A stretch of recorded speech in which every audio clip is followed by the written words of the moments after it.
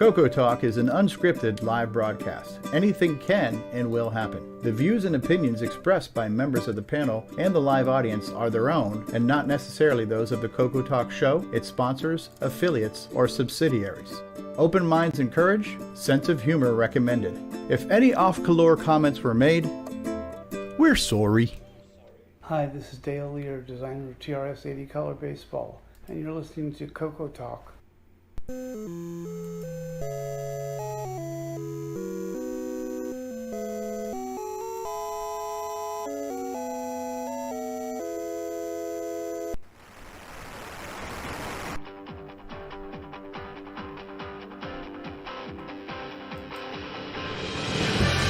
This is CoCoTALK, the world's leading live talk show featuring the Tandy Color Computer. It's time to drop your socks and grab your real-time clocks, and let's rock. CoCoTALK is rocking the 8-bit world, keeping the Tandy flame alive. We may be mocked, but we'll Hearing never some echo. stop, 'cause CoCoTALK is rocking the 8-bit world.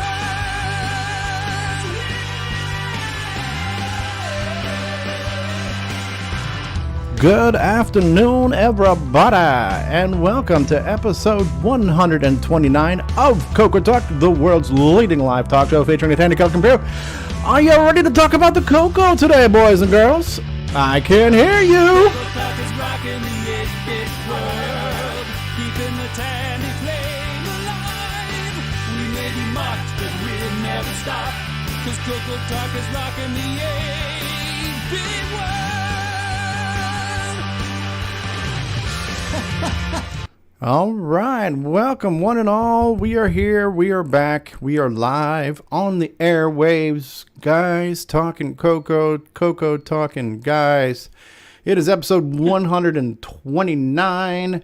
We've already been trolled before we were even on the air. Let's get to that right away at the top of the show. Jim Brain from Retro Innovation says, will the panelists actually get around to talking about the Coco at some point? If so, we're ready. Doubtful, though. They will stay on topic. All right, thanks, Jim. Thanks for that pre-show trolling there. That is the sign of a true professional troll, and that's the sign of a successful show. Successful shows draw professional trolls. Speaking of draws, we also draw some of the most handsome men on the internet. This is the Retro 2019 calendar. Hot dudes of retro, hot Coco cover boys are here. Speaking of one of the hottest cover boys on the internet, we've got Nick Marotta. Nick Marotta. Welcome to the program, Nick. Good afternoon. How are you doing? Oh, we are just doing fabulous, sir. We are so glad you could join us and make the screen look pretty.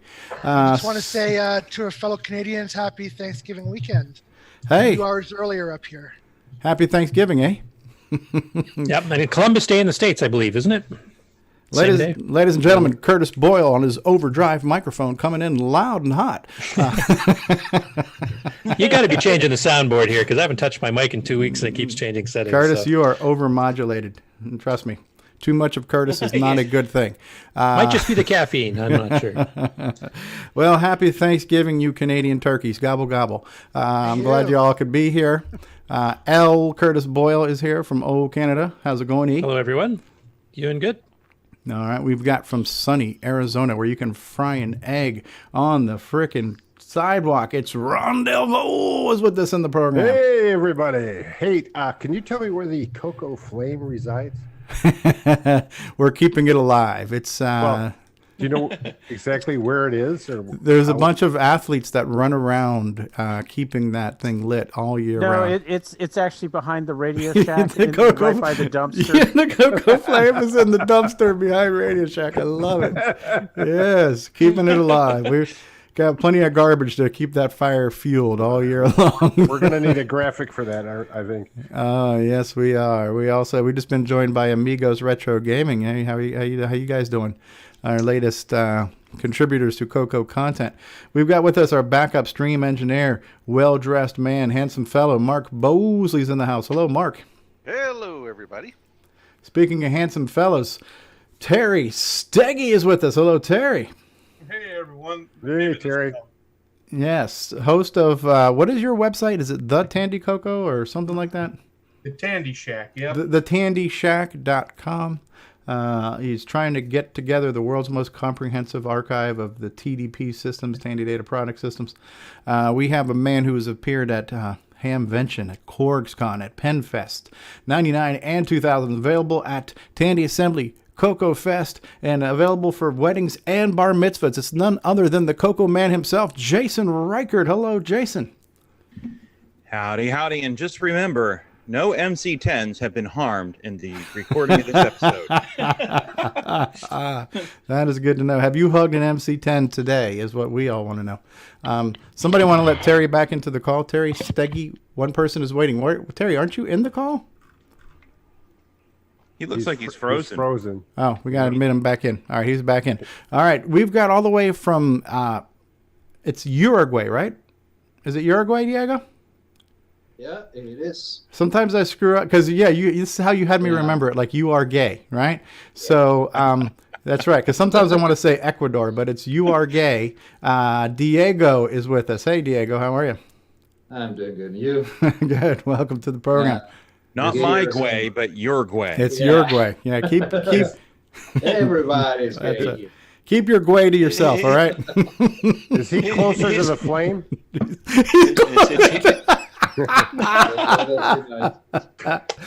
Oh, and somewhere, go ahead, Jason. It's his Guay or the high Guay. His Guay or the high Guay. I'll go get my. All right, I'll get so my code. he's keeping an eye on the Matrix for us. We have all the way from Australia, David O'Connor. G'day, David. Hello, everybody. It's 4:36 a.m. here on Sunday morning in the future in the land down under. Down under. All right. You're insane. We've got a guy whose joystick I used for many hours last night playing Coco games. It's John Strong of Strongware, maker of many fine products for your Color computer. Welcome, John. Welcome. And he's got something green in his hand there. It's his translucent case. That's his translucent case that we saw a sneak peek of last week. It's now opened up, and we see shiny electronic parts inside there. It's clear. It's a clean run. There's no blemishes. That is beautiful. Yeah, it's a lot better. It's getting some warpage on the print. Some things I've got to correct yet. But, for print too, it's pretty good. It's beautiful. It's a work of art. Speaking of work of arts, we got Paul Shoemaker with us. Hey, Paul, welcome to the program. Hey, guys. How's it going? Very good. It's going excellent. It's going excellent. We have the coiner of the phrase dumpster fire, Mr. Richard Lorbieski of Boyson Technologies. Welcome, Richard. Hey, how you doing? I saw the same exact screenshot at the post office. Of? Did it have the word reward on it? Yes, it did. And it said top 10. Welcome, Richard. How the warranty repairs coming along? Good? You're going to have to talk to Jim Brain about that.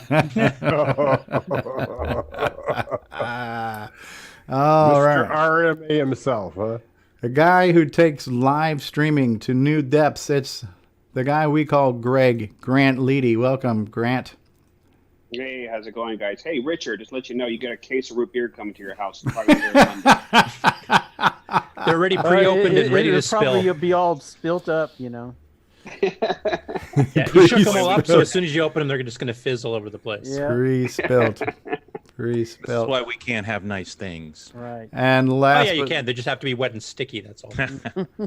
They'll lose the root beer will lose the fizziness at the time if he opens them. Need some fizzy lifting drink. And last but certainly not least, from the land down under as well, neighbor of David O'Connor, neighbor of Bryza, neighbor of Chad Cunnington, because all Australians are neighbors. It is Nicholas Morentes. Good day, Nick. Good day, everyone. Yep, I had better things to do at 4 a.m. On a Sunday morning, like sleep. But anyway, here I am. Well, this show puts you right back to sleep when you hear Nick snoring. What else is there to do on a Saturday afternoon? All right, and in the live chat, Ladd. in the live chat, we've got Al Hartman. Al Hartman was here early. Retro Innovations was here early. Vocal Studio, a.k.a. DeBruce Moore, is here. Nick Marotta is here. Alexander Wallace, our friend from Mexico, is here. Mark B. Matchy is here. Tim Franklin. Tom C. from Jersey saying, hello, nuts. Amigos Retro Gaming here saying, sup, y'all, and hiya, boys. L. Curtis Boyle is here. Nick Marotta. We are here. We are live. We are talking Coco. Now that we've got our introductions out of the way and the first 45-minute segment of the show is done, it's time for a commercial break, and then we'll run the closing credits. So good night, all. See you next week. Push the button, Frank. Was that Jim Brain I heard cheering? And I am your guest host this week, Stevie Stroh. Mr. Can't get past level 1 in any game. And you proved yourself wrong yesterday. So what are we going to talk about this week, boys? What's new and exciting? Anything happened this past week? Anything of newsworthy, discussion-worthy topics? Anything happened Thursday evening by any chance? Don't think so. I was Pretty quiet listening. week. I was listening to my color computer get older. Oh, Is that possible? Yes. We're all getting older. Wasn't there an election? And I was really disappointed. My candidate Abe Stain did not win any of the offices there. I believe the nominee for the longest introduction of Jason the Coco Man Reichert, that title is undisputed at this point. So I thought Abe Stain played kind of dirty. I don't know. I've never heard of this person. They've never contributed anything to the Facebook group or anywhere, and all of a sudden they just run for office. The thing that made me suspicious about Mr. Abstain there is that he actually was running for every single position. I know. So I didn't know that was allowed. Who nominated him? Well, so for those of you not aware, if you've been under a rock for the past few months, we've been telling you about, well, actually for the past 29, 30 plus years, there's been this club known as the Glenside Color Computer Club. They host every year our annual migration and geek convention known as Coco Fest, and so once a year they nominate their officers, and the nominations were just happened, and the voting had been tallied, and the winners were announced. And does anybody want to announce that, Curtis? Is that part of your news, or are we going to lead with that, or It is part of the away? news. We can lead with it if you want. Why don't we go ahead and lead with the Glenside election announcements and what has happened, and what does that mean, and what is our future? Well, I was hoping our new president would actually be on to kind of give his guidelines as to what he was planning for the future of both the club and for Coco Fest, especially considering the 40th anniversary one's coming up, but he wasn't able to make it today, so he's planning a future episode. He's out. But planning. basically, the election results are the president is Eric Canales, secretary is Rich Bair, treasurer is Brian Goers, vice president is John Mark Mobley, and a surprise at the end is that Steve Strobridge is the new newsletter editor. Who is Steve Strobridge? I have no idea. Oh, that guy. Sounds like a shady, unreliable, unreputable character to me. It might be the alter ego of Abstain. Yeah, Abstain. Yes. That's the guy with the broken TDP. Yes. I got at least one wire loose in my harness, so. So the congratulations are in order for John Mark Mobley, and John Mark has been a member of Glenside for decades, and John Mark has been very active and very involved, and mostly does the newsletter and a lot of the communications and public relations, and so John Mark Mobley was nominated for vice president. He won the position of vice president, and then our new president this year too is Eric Canales as well, who's not with us, but Eric has been a member of Glenside for a couple of years now. He's been attending Coco Fest past couple of years. He is local to the Chicago area, and he is our new president. So hopefully Glenside is in good hands, and our future is going to be continue the tradition of great clubs and great Coco Fest and all that good stuff. Yeah, shame about the newsletter though. Yeah, and the newsletter's going right in the toilet, but hopefully the rest of the club will be good. So yeah, this month in the newsletter, let's talk about cosmic aliens. Next month we'll give you another sneak peek at cosmic aliens. Yeah, this week we'll be discussing scan line number 42. Yes, oh my. So is it too late to impeach the news editor? No, not at all. Please. I'm in favor of public floggings whenever possible. Okay, so Tim Franklin in the live chat is saying, somewhat Coco related. Did anyone see the Microsoft Flight Simulator 2020 promo? It's amazing. I did. It is amazing. I've seen it a little while ago, Tim. Yeah, and I'm really looking forward to that. And so, for those of you, it's very Coco related, because wasn't it Sublogic who made the original flight simulator that was on the Coco that was purchased by Microsoft or some other company? Yes, Sublogic did the first two. We had Flight Sim 1 for the Coco 1, programmed by Garrick Zumwalt, and then we had Flight Sim 2, which was colored for the Coco 3.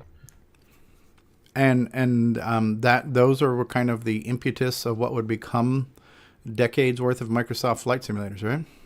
Yeah, and this is the first one Microsoft's done in years too. It's been quite a while. Yeah, they kind of abandoned the franchise for a while. James Jones is joining us for the first time in history. Hey, James Jones is here. Yeah, I saw the promo. It's been a while since I've seen it, Tim, but I'm looking forward to seeing it. What I'm really excited about... I can now crash the plane trying to land in photorealistic graphics.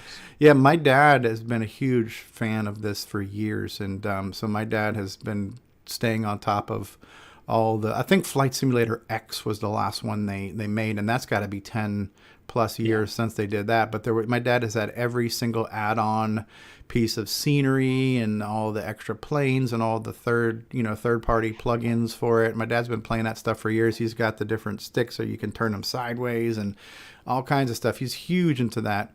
And so... Yeah, even the Coco version had scenery discs that you could order. Oh, yeah? They didn't openly advertise them that much, but there was at least a half a dozen or so that were made. Yeah, but I have the Japanese one. I still need to convert that one over. Oh, for the Coco? Yep. Yes. Oh, neat. Yeah, so this is supposed to include content that's based on satellite imagery, and we're using like cloud computing and all kinds of extra stuff for, to bring it as much power as possible. So it will be interesting to see. Thanks for bringing that up, Tim. Yeah, we're looking forward to it. And luckily for me, because I have an Xbox and I have the membership, I forget what it's called, Xbox Game Pass, you pay monthly. Any new product that any Xbox exclusive title, I get automatically in my subscription. So I'll have access to that the day it comes out. So I'm looking forward to I'm going to play it like an arcade game. I don't care about the sim part. I just want to fly around and see cool graphics. Well, you can do a comparison video when you do that. You can, if you want to do the game part, you can do the World War II part of the Coco Flight Sim 2 to show how much it's advanced in the last 30 years. True. Very true. Very, very true. Cool. Thanks for asking that question. James Jones, are you with us? I think he dropped out. Maybe he's trying to get back in. It sounds like he came in, and then we heard a blast of sound, and we had a blast with the new math tutor, and hopefully he'll be back on soon. The flame. All right, so we've gone through that. We started off. Our lead story is the Glenside election announcement. So we have a new president. We have a new vice president. Congratulations to both of you. New newsletter editor. Congratulations. Newsletter editor. In all seriousness. Yes. Well, thank you, and I apologize in advance for my for whatever shite. Are you going to rage quit every issue? Or? Yes. Again, I think we touched on this last week, but really, if you have suggestions on how to make CocoFest better, how to make things you'd like to see happen at CocoFest, suggestions for the event, make sure you attend the meetings and let your voices be heard. And so you go to the Glenside website, right? GlensideCCC.com. Join the club, attend the meetings, that you can attend them virtually, and let your voice be heard. It doesn't matter as much as who's sitting in a seat, who's the president, who's the vice president. It's the club members that are going to make the decisions. We make the suggestions. These suggestions will get voted upon, and we can say, listen, let's do this, or let's not do that, or whatever else it may be. Now, question for people that can't make the meetings either because they have work shifts that day, which has happened to me the last few times. What's the best alternative way to get a hold for suggestions for that? Do you have a special email account or anything set up, or does it just go to the president or newsletter editor, or what? I guess we'd have to check the website. And now, since I'm going to be slightly involved now, you guys can just email us at our normal show address at CoCoTALK@CoCoTALK.live, and we will all see it. And see what we can do. I don't know. I'm not going to sit here and try to real time scour the Glenside website to tell you where the links are, but hopefully that information is there. You can definitely contact some of the officers. The officers' email addresses should be listed on the site. Is there a person that's in charge of CocoFest itself, or is it a committee, or is it just the president, or I don't even know who to... It probably should be the. Honestly, you're asking me. I'm not an officer. I don't know. I cannot speak on behalf of that hierarchy. It would be nice. Have in the past people who took and managed that. I think that's kind of a decision as the CocoFest gets closer, and so decided in meetings and such who's going to actually be ahead of organizing and that. But there's been different people in the past that organized the CocoFest. But not necessarily the officers themselves. Is that what I'm hearing? Not necessarily because you're a officer or you're the organizer. Okay. Just because you're an officer doesn't mean you have to organize the fest. Okay. Well, one thing I would mention is we need to decide that a bit ahead of time compared to previous years, because it being the 4th anniversary, if we want to do some special stuff above and beyond a normal CocoFest, we should be planning early, not waiting until... Right. And so the simple answer is come to the meetings and make those suggestions so they can be heard and the motion can be voted on, all that kind of stuff. But I think it's been mostly Tony Pedraza has been the primary organizer, and I know John Linville has been very heavily involved in trying to organize and structure things too. So hopefully between the two of them, some of that heavy lifting will still take place. But I think ultimately the buck should stop at the president. So even if the president's not specifically doing it directly, that they should be responsible for making sure it's getting done and gathering and compiling that information, right? So we have somebody trying to join the call. Is it Billie Jean Lewis? I'm not sure who's trying to call, but we need to make sure we know who you are to jump in. So maybe throw us a little note in the live chat so we know who you are before we just let people on. We have had some trolls join us in the past, so we got to be careful who we bring into the live program. We don't let Jim on either, right? Definitely not. No. Anyways, yes. So we've handled that. Do we want to go ahead and do our project updates this week? Anyone have an update they want to share with us? I do. John Strong of Strongware. This should be a follow-up to what you showed us last week, I'm going to assume. Yes, I also posted pictures and there's comments on Facebook. And so just a little detail. I'm still getting some war page and some stuff in the case. I'm used to a different camera than I'm using today. But it's done a pretty good update. I'm going to be another full pass of redrawing a lot of things, but it's looking good so far, and we'll see how it works out. Okay. My script, conventionally 3D printed one, arrived, so I'll be doing one with the inserts also as well. And the other update is I have started back to work on the patch for the OPL, the Mega Mini. I do have to find my Coco STC, which has been misplaced in the move. Okay. But I've been on the emulator looking and walking through the code, and I have found some things to work on to do that. So it's being worked on. And when you say patch, we're talking about a patch for BASIC that will let you use the play command to output to a sound chip? Yes.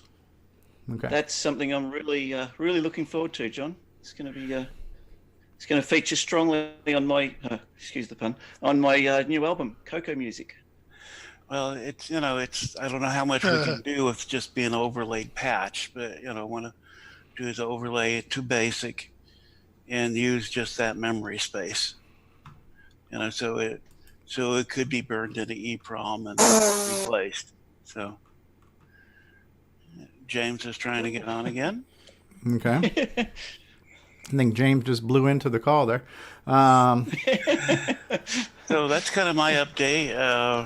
I did find the other pieces of equipment I needed, and can't remember where I stashed the Coco SDC. Cool. Well, continue that hunt. It's got my assembler for the real hardware on it, and so I need to run it to do the testing.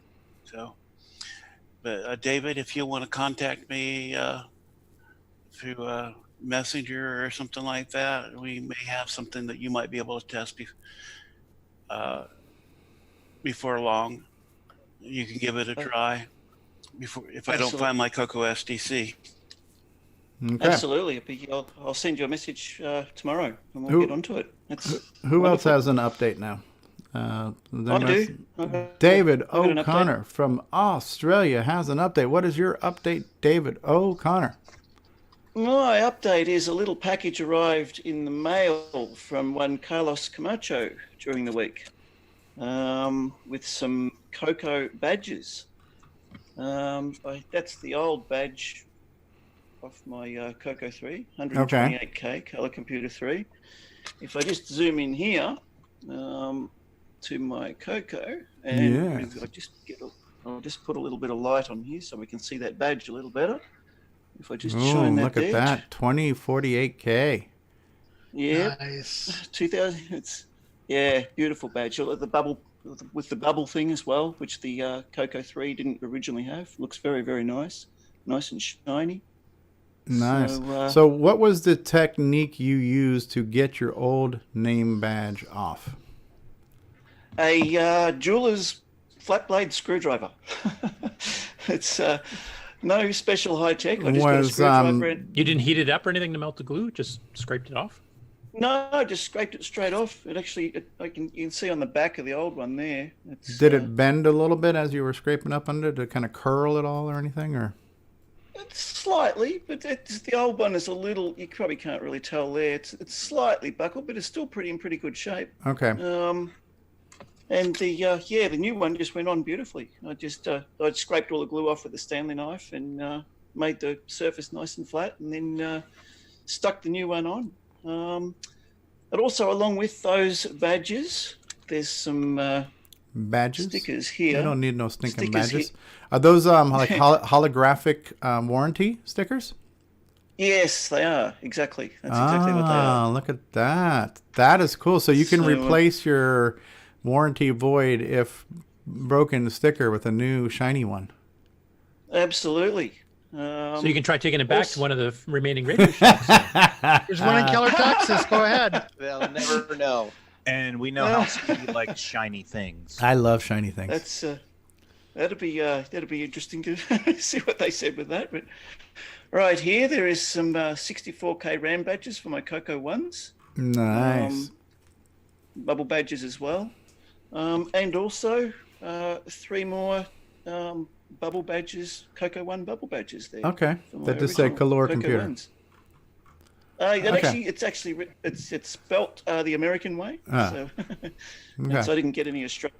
Would have been nice to get some Australian ones. But, right. Well, actually, you don't mean Australian. You mean the rest of the world ones, basically. You mean proper. Well, yeah, actually, yeah. The proper spelling of color. Yeah. UK and Canada and Australia. So, yeah. We have a question, which I believe the answer is going to be no to, but does Carlos Camacho make other badges or just for the Coco? That's a good question. Know? I don't know the answer to that one. Yeah, I'm only aware of the Coco ones. Somebody would like one for their Amiga 1200. Yeah, I would say reach out to him on Facebook, Alexander. And I don't see why he couldn't make them. So yeah, reach out to him. Reach out to him on Facebook, and I believe his website is just Color Computer Store or the Color Computer Store. So you can check out he's got an e-commerce site too. If you could reach out to him there. But yeah, Carlos makes good stuff, makes quality stuff. Well, wouldn't the Amiga look better with a Coco badge anyway? That's what I'm thinking. Yeah, just put a Coco badge on the Amiga. Right? Yeah. We love Commodore.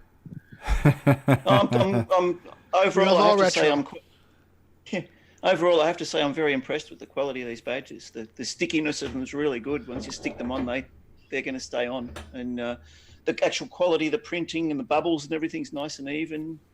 They look really professional. I recall he tried multiple vendors and he had test runs done and finally found the ones he liked. So he definitely put a lot of effort into it. Yeah, well, it was definitely worth it. Yeah. Amiga Retros Gaming and Al Hartman are both mentioning that there are other companies that are already making Amiga replacement badges, some in the UK, etc. So hey, you should join us, Amiga Retro Gaming, dude. Talk to us. I'm assuming that's Aaron. Yeah, should join us, dude. Just started a good Etsy. podcast a couple weeks ago. Check Etsy, he says. Okay, cool. So we got badges. Who else has got some project updates or acquisitions they want to share? Who's got something to show or to tell? Terry Steggy is raising his hand. Yeah, just kind of along what John was working on. A buddy of mine asked if I could 3D print some cartridges for him for game cartridges. So turned out pretty slick. They're Oh, wow. Nice. And what is that for? What system would that be for? This would be for the Coco. It's a regular game cartridge. They snap together pretty well. Okay. Yeah.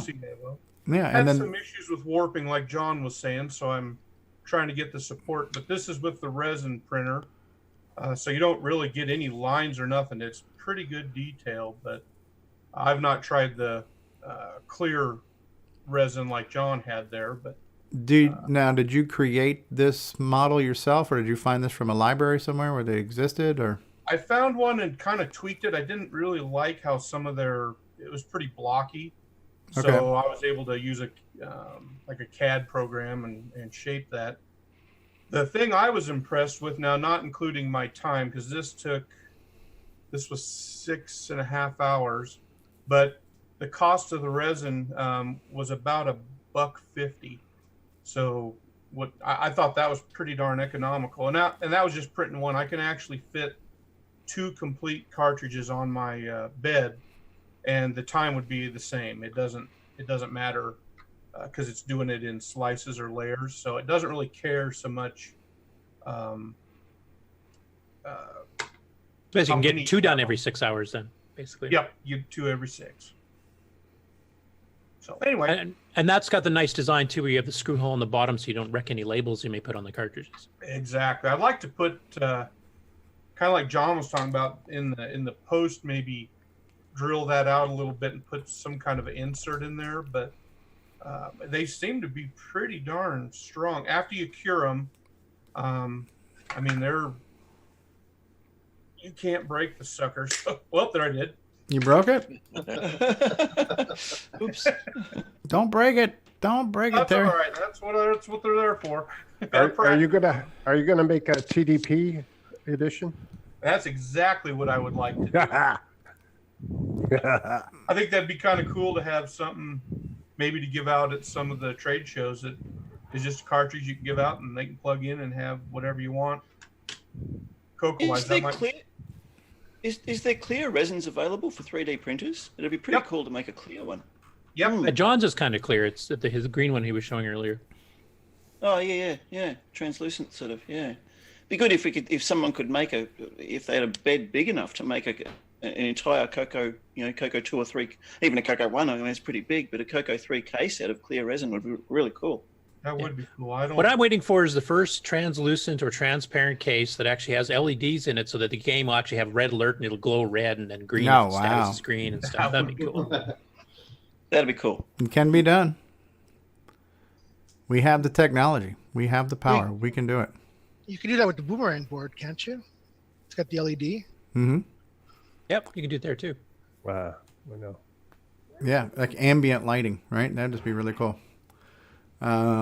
Cool stuff. All right, Terry. So what else? Anything else from you there, Mr. Steggy?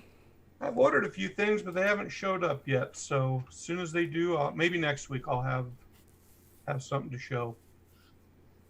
Okay. All right. Anyone else have an update they want to share? Oh, I can give you a little bit of an update. For those who may remember, they're at VCF Midwest. Yeah, I picked up a bin of Coco stuff along with a Coco 3, and the Coco 3 here I really hadn't gotten to show it, but it has. Let's see here. I'll move this the right way. Someone had taken the broken power switch and put this key switch in. But not only that, but like I said, it was in a bin of stuff, and I got it for $10, so I couldn't pass that up. But I've talked about that before, and I don't know how well this is going to show up, but this is kind of how it looked. Had a bunch of the soap, some type of soap powder in it or something, and just 128K. I dumped most of that out in the trash can there at the venue at VCF. But, I'm thinking yesterday I went ahead and got the compressed air out and blew everything out, and Have you tried fabric softener? I have not tried fabric softener, but lo and behold, I have the motherboard out of it now, and it did power up and it did boot. Oh, So that's a good thing. The power switch here was pretty much destroyed, and it was filled with like hot glue or something, and those speaker wires were running to that key switch. So I'm going to go ahead and remove this. I have replacement power switches and go ahead and fix stuff. I have a name for that product. Why don't you call it the Switcheroo? I think that name's taken. So I'm going to have to come up with something else. But yeah, and it's hard. You can't really see on camera here, but the 512 case saw there was actually some of that glue made it down into there. So that looks like that's going to be fun to try to clean those out. It does have 128K RAM in it right now, and it has a 1987 Gimme chip. So nice. I did just get the shield off of it here, and it doesn't look too bad. I mean, it does boot. I wasn't getting anything through the cartridge port, but it does look like there's still a little bit of a soap powder, maybe residue or something in the cartridge port. So I'm going to have to hit that with compressed air again. It does power up, and it outputs video on all three outputs. So I'm going to call this a win. And I think the key switch there, I'll take the key out, but I think that, like, people, what are you going to do with the hole? I was like, maybe I'll put a hole plug in it. I'm thinking I'll just unhook the key switch is already unhooked. I might just leave it there without the key in it. Just it's already there. Conversation piece. Yeah, you can. That's how you lock your Coco. You lock it up so nobody can open up the lid, right? It's locked up. Yeah. I actually saw a refurb of an Atari that looked like someone had driven over it. The guy from Retro Recipes had done the refurb, and he actually, like, for that hole, what you could do is something similar he did to fix broken portions of the case, which is basically to take some epoxy. Well, he took some material and he made like a copy of the texture. He applied this material to the case to kind of copy the texture, and then he filled the hole in with epoxy and then laid that to reapply the texture to it, huh? Yeah, and when he was Interesting. done, you couldn't tell. Yeah, you could not tell that it was repaired when he was done, or pretty close to it. Yeah, the 8-bit guy did that with it was like a Bell and Howell Apple II clone or something, but it was black and it had a big square cut out of the top. And he did the same thing where he took it to a guy who put some, rubber material down that took on the pattern and then somehow poured the epoxy into that. And it was really, I mean, it almost disappeared. Yeah. Okay. Yeah, I saw that 8-bit one that you're talking about too, with that Bell and Howell, that Apple II clone. Yeah. Yeah. Okay. No, that's actually pretty clever. Mm-hmm. Very interesting. That sounds like a lot of work, but yeah, it does. I think you should leave the key in it because back in the day, the old PC IBM clones Towers, had the key, right? PC Towers had the lock in there too. Absolutely. I mean, it's either leave the key switch in there or go to the hardware store and try to find a hole plug the same. Yeah, right. So. Well, I remember the hard drives that Radio Shack used to sell. It was like 5 and 10 meg hard drives used to have a key. Yeah, but those big honking. Yeah, but the thing of it was the key for every single one of them was identical. So if you just knew somebody that had a key for any of the hard drives. Yeah. So it was like having keys for a tractor. Yeah. I think they figured if you could afford one of those drives, then you wouldn't be stealing into other people's drives because they're thousands and thousands of dollars. So. No, do you guys remember Ronco or something like that they had a recliner tear on the arm of the recliner, and they take the goop and put it on, and then New vinyl. That was new vinyl. Yeah, new vinyl. You could repair your You could repair your car top. Same idea. Yeah. When I think Ronco, I just think that's Ron Delvau's company. Yeah. Why do you think I said it? Yeah. Timberman, new from Ronco. That's right. And you Maker had your of the Ron Delvaux costume. Yeah, you know what? You had the Ron Delvaux costume last week. I Ronco. my Mark Overhoser costume here. There you go. Yeah, so I can. There we go. That's my Mark Overhoser costume. I got my I'm a coconut T-shirt, and I've got my visor. So there you go. I'm ready to be Mark Overhoser now. You just got to get the beard growth going. Yeah, you you need an Apple II in the background. I have time to stop shaving, so I can make that happen. For anyone interested in that technique, I left a link to the YouTube article for the Retro Recipes video where he demonstrates that effect to fix a hole. Paste it in the YouTube chat too, so people watching there can see it. Okay. Yeah, it was just private to us. You may or may not be able to do that without being a moderator, John. So if it doesn't let you paste it, let me know and I will moderate you. Yeah, it's great. Or Ron Delvaux will have lunch with you. Yes. I think it's grayed out, so I think maybe it did. Okay, so can I copy this here? I think we should all be pasters. Yes, when you like to be a paster too. Okay, cool. So who else had an update? Jason did. Jason the Coco Man, showing us his soapy clean cocoa. Anyone else? Anyone? If nobody has anything else, I have just a couple little things to show. Of course, Diego. We are delighted to have you joining us. Some of you may or may not know I've been working for like over 10 years doing a file manager program. It's actually in BASIC, so yeah, it's not so powerful or anything like that. It's called Xfile, and the idea is that it's pretty small and you can have it in all your floppy disk on a hard drive. I use it all the time on my Super IDE. And I don't have an SDC. And I've seen the SDC Explorer that you can go to all the disks and see what's in each of those. Mm-hmm. So what I did is I added a functionality that will let you browse your virtual disk in a Super IDE card or an old IDE disk by the label. The HDVDOS has the functionality of adding a disk label. Okay. So you can browse through all your disks faster than switching from one disk to another, and it's kind of a little bit slower than what you get on the SDC Explorer, but that way you can find all your disks inside the virtual hard disk much faster and browse from one to another. It's pretty easy and nice if you want to find some of the things that you have. You usually have to keep a list of this virtual disk has these files, this virtual disk has these other things, and so on. Now I can just browse much faster. Mm-hmm. I don't know if you want to do a screen share? If I can. Yep. I stopped sharing, so you should be able to share. Let's see.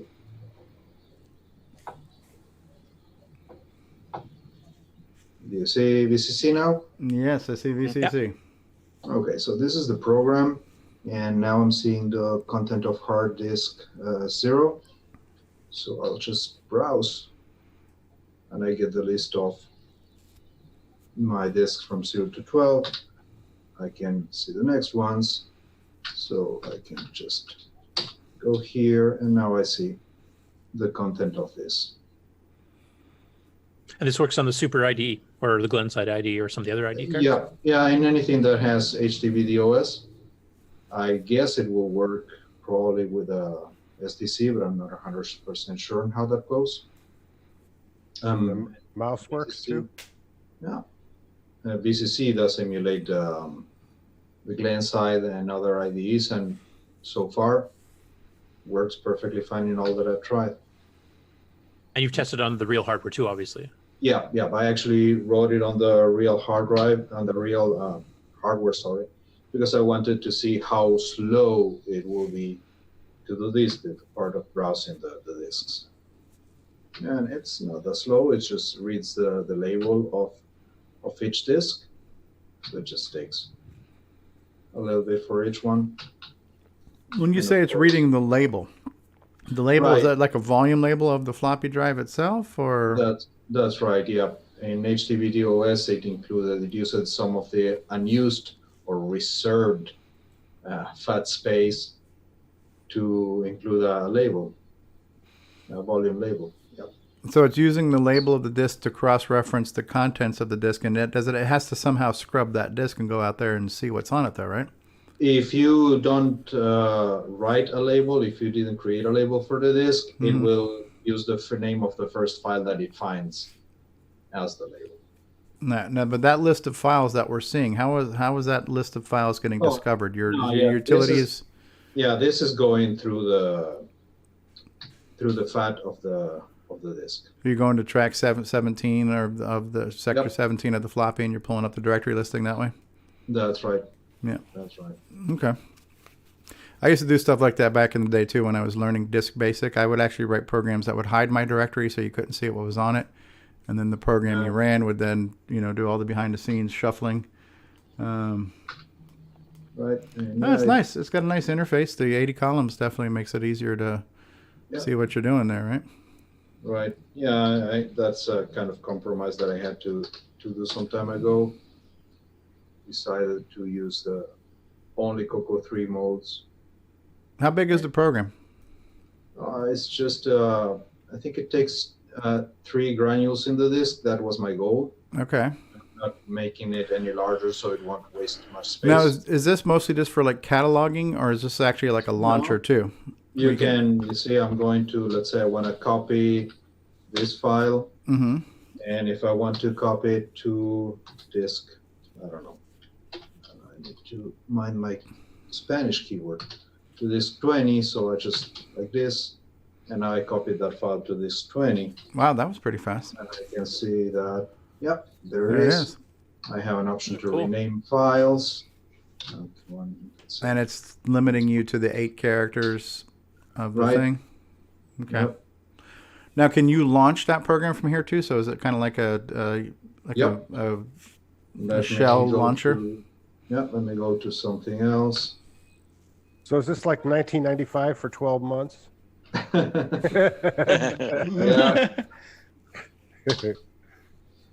Okay, so I can just load, I don't know which is the launcher of this, start, I guess. So Diego, is this the way that a hard drive Super IDE works on a Coco? It just basically partitions the hard drive into a whole bunch of different floppies? Yeah, it does. Let me show you.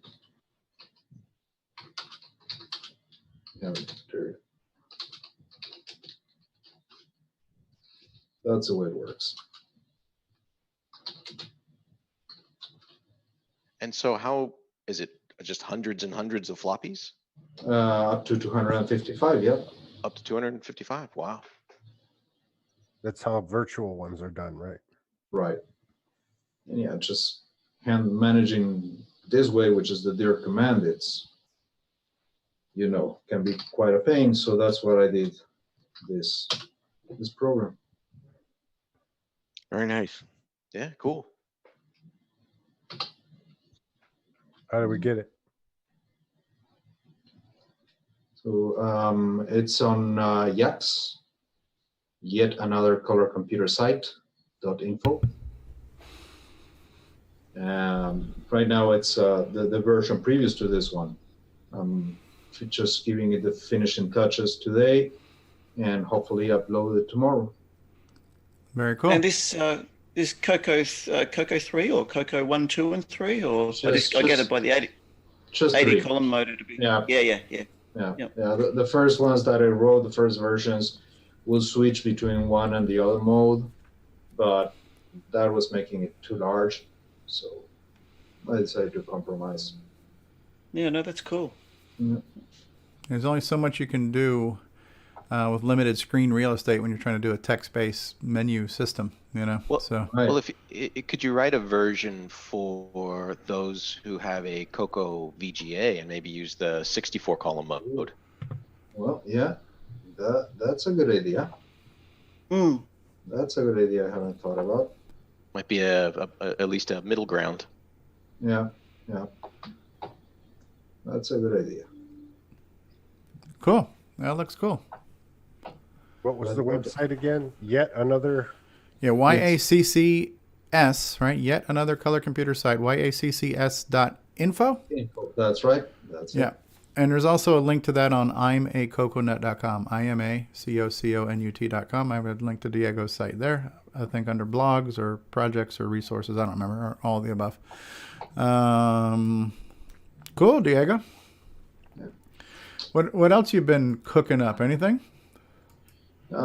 Just a little game that I started some time ago, quite a few months ago. You might remember the one with the ship where you have to load the containers. It's a semi-graphics with some extra in low res mode. Yep. Just keep working on that. Still almost finished. I want to do it like with rewards and badges and stuff like that, like you will get in modern games. Okay, that's cool. Oh yeah, maybe the game it's not that fancy, but I think that kind of things, every game should have a high score, should have options for if you're supporting Coco 3 for RGB or CMP and stuff like that, and we can keep adding these new ideas that came out. I'm even thinking, I haven't tried it yet, but if you have DriveWire that you can access a floppy disk that it's online, then maybe your high scores could be saved there and you could see the high scores of everyone else that it's playing, the game and the badges and the stuff that each one. Yeah, like online leaderboards like we have in modern games and stuff, yeah. I like that idea very much. That's a great idea. Yeah. I don't know, I haven't tried it, but I think it should be pretty straightforward. DriveWire to work as it should. DriveWire. TTL.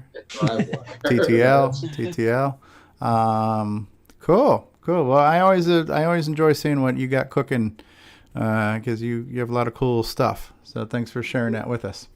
Very lucky. Where is the X filer on your page? You need to go to My Programs. Oh, okay. And you're gonna get the green screen with the deer of the file.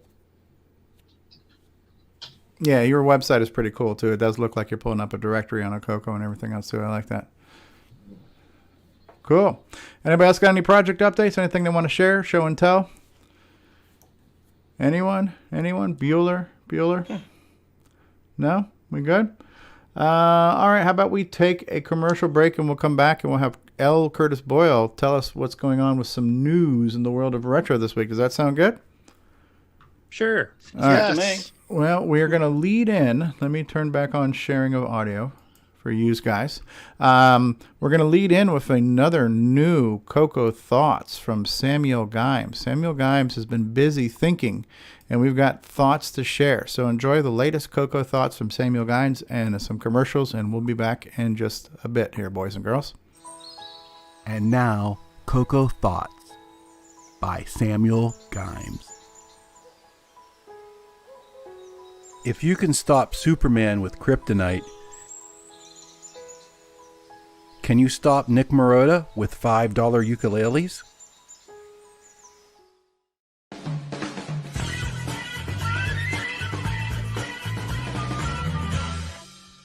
Radio Shack, America's technology store. Right!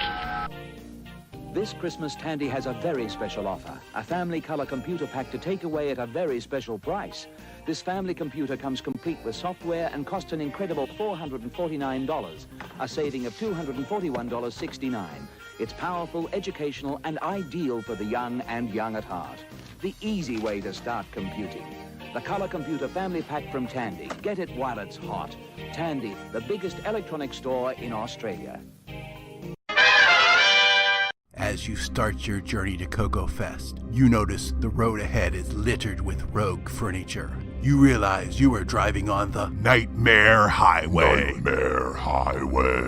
The new game for the Tandy Color Computer 1, 2, and 3. Nightmare Highway. Stunning low-resolution visuals. Digital to analog converted sound. 100% machine language and basic. What are they saying about Nightmare Highway? Steve B. York says, of all the games released this year, this is one of them. L. Kurt S. Boyle says, this will not be on my site. Nick Marionette says, crikey, look at the size of that crock. Get your complimentary copy of Nightmare Highway. At cancanmakeit.com. If you got it for free, you paid too much. Coming soon. All situations depicted in this trailer actually happened.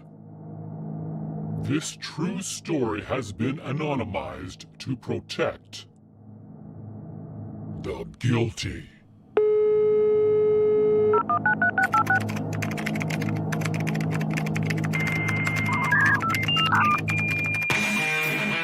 Starting in the dead of winter, a group of bored teenagers blew stuff up, learned code cracking, learned phone phreaking,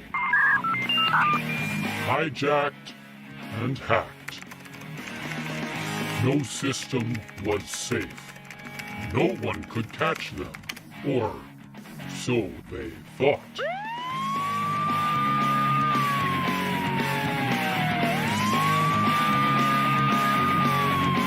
A true story at the dawn of the internet. System hacked.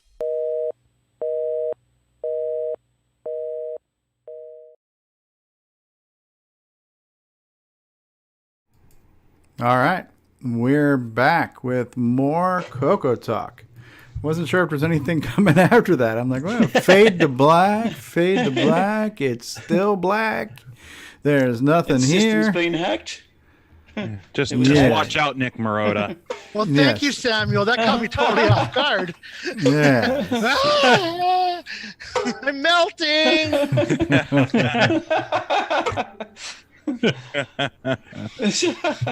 I swear, I've gotten like at least $20 out of this $5 ukulele by now. Oh, well, you've gotten your mileage out of that one. Yes. Well, we have a guy. He is the host of the Color Computer Games List website. He is the co-creator of the original Nitrous 9 project. He is the spearhead of the ease of use edition of Nitrous 9, and he also happens to be Canadian, and he's going to give us some news. So what is going on this week in the world of news? Curtis Boyle, take it away. Take it away, Bill Noble. No, I'm just kidding. Okay, let's start doing the old screen share.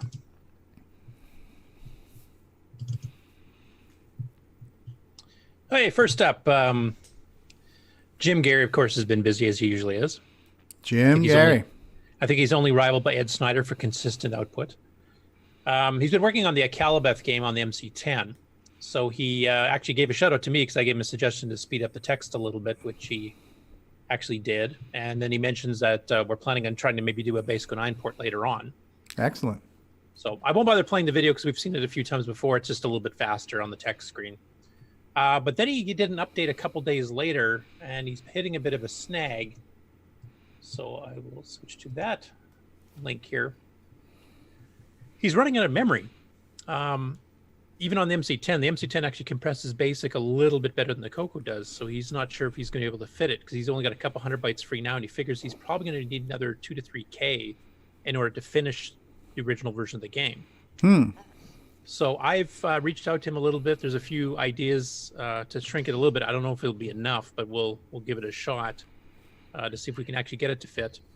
If not, though, this might become a Basic 09 only project to get the entire Akalabeth game going because you do have more room there. So we'll see how that goes. But it's kind of disappointing you got this close, and the game is playable now. It just doesn't have all the elements the original Akalabeth has. Hey, Bill Pierce has joined us again. Hey, Bill, how are you? And Ben Drake's VR dude is here. Hey, Ben. Hey, Bill. And Curtis, what's memory capacity MC10 is he using? Just 16K or 4K or? No, he's using the MCX 128, which is actually giving him like a 32K. Right. Basically. Wow. Because both the Coco and the MC10 with the MCX basic, which adds the high-res drawing commands and stuff that he's using in the game there, basically gives you a 32K on both. But he's running out of room at that point because the original Apple, I think, gave you like 40K or something like that free, if I remember. Or is it 48 or something like that? So hopefully we can get it to work. If not, it'll become a Basic 9 OS 9 project because then Basic 9 you can actually write a program that is 40 or 48K. So. Okay. Well, good luck with that, Jim. We hope we want to see this thing see the light of day. It looks cool. Looks somewhat Daggerath-ish, you know? Yeah. Yeah. 1979 is when it came out. It was what started the whole Ultima series. So. Okay. If you've played Ultima. Next up, Roger Taylor is sending out feelers on the Facebook group about a computer on a channel for the Roku, which will actually basically let you run a Coco 3 emulator through your Roku TV box. Yeah, that should be interesting.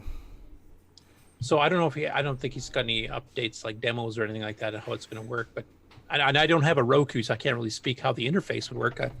Steve, I believe you have one, don't you? No, I do not. Hold on one second. Oh. Yeah, no, I don't. I don't have one, but it is kind of like a smart TV box, and it does run apps. So I would assume, it is I'm just wondering, like, how would you emulate a keyboard or something like that? Or Ron, if you read through the threads, I think he mentioned it would have to be like an on-screen keyboard. But I believe somebody had also mentioned that depending on the type of Roku you have, you might be able to plug in a USB device. Some of the Rokus are sticks, and some of them are boxes. And so depending on which version of Roku you have, I would imagine that's going to dictate your input choices. But I think Roger had mentioned in the thread a possible on-screen keyboard. And the Roku uses some sort of Linux variant as its base operating system, right? Honestly, I don't know. I don't have a You can control the Roku with a smartphone as well, so it'd be cool if you could do a virtual keyboard on your smartphone. Yeah, that might be it. There is a virtual remote app for your Roku that you can run as an app. So did the thread mention that there's an Apple emulator already for the Roku? Like this, somebody's already done this for another vintage PC. Are you telling us that there is one? Or are you asking us? Are you aware of one that already? I'm asking. I thought I'd read someplace. Oh, okay. I don't know. But Curtis, we're looking at Curtis's screen, so I'm sitting here trying to use my mouse to scroll up, and I can't. So, yes, Master. Let's see what Roger said to Eric. That's really what I want to see. One of the first programs. One of the first programs. 10. You go, Ron. 10. Print. High. Go to 10. Software. Go ahead. So it'd be interesting to see what other further details he has in this and how the interface will work. Maybe you need certain versions of the Roku in order to do this. Do Rokus allow you to like hook up joysticks and game controllers too? Or again, I don't have one. I'm not sure. Bob, I'm asking more Ron because I know he has one. Okay. Well, you could do stuff with your like Nick said on your phone. I think it's got I have one. And I think it's got a USB connector on the back, but I've never done anything with mine except watch Netflix like everybody else. Okay, James Jones is saying that he believes it has a keyboard. I'm not sure if he's referring to a physical keyboard or an on-screen keyboard, but there definitely should be an on-screen keyboard you would use to enter in like passwords when you need to sign into your Netflix account and things like that. I do have a Roku and would be happy to try out whatever Roger comes up with, is what James Jones is saying. Dave's hobbies. Go ahead, Dave O'Connor. I was going to say, at the risk of sounding completely not with it, what is a Roku? I've never heard of a Roku. It's a set-top TV box that you can use to stream stuff off the net. So it's like an Apple TV or what's the Android one called? Fire Stick or Fire. That's the Amazon one. It's a smart TV box. So for okay. anybody who has a dumb TV that doesn't have apps built in, you can plug this in and make it a smart TV. It gives you Netflix and a bunch of channels and stuff. The one thing that makes Roku somewhat unique over a lot of these, because everybody makes a box that you can run apps on, right? So there's Chromecast, there's Fire Sticks, there's all kinds of stuff like that, right? But Roku actually has its own kind of network of original streaming content. And so there are people who are programming shows for Roku that you can watch that are exclusive to being a Roku subscriber. And Roger Taylor has had on there for a while the Coco TV channel, where he's got certain content that you can watch. For those who have a Roku, you can subscribe to that channel and watch certain content. For a period of time, we were actually simulcasting live to the Coco channel through Roku for a while. It just became a little bit of a logistical thing to do. But it is neat. So he's got things on there. So if anybody does have a Roku, you go to channels and do a search and search for the Coco TV channel. You can subscribe to that. I believe there are episodes of the Coco Crew podcast available for replay, the YouTube versions they made where you can kind of see the transcript and see the little audio wave file. Yeah, and it does have a YouTube app too. So, you could even watch CoCoTALK on there through that that. Yep. Oh, cool.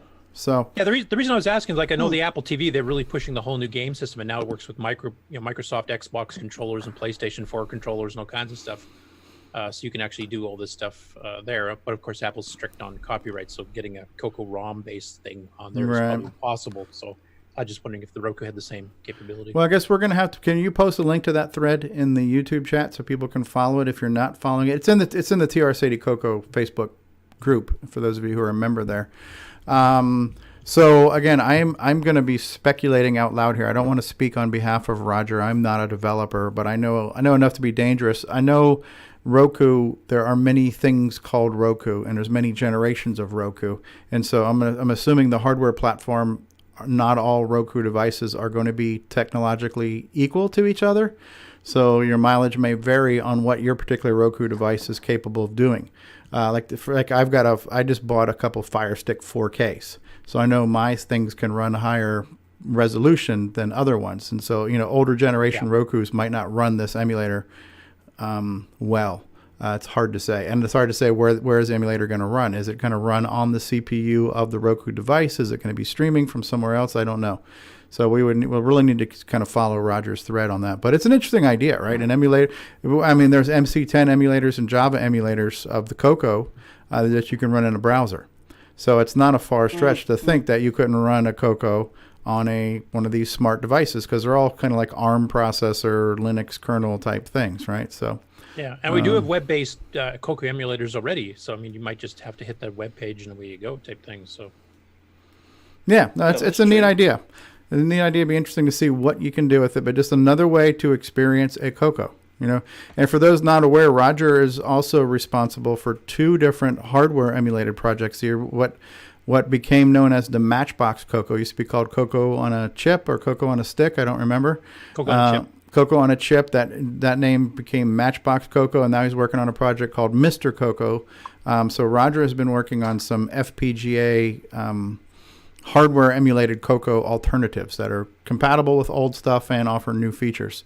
So if anybody knows a thing or two about emulating a Coco, definitely Roger Taylor is one of those guys, Yeah, and he knows the Coco itself quite well because he's been doing software for the Coco for like 30 years. He did the projector and he did a bunch of PD games that he released back in the day.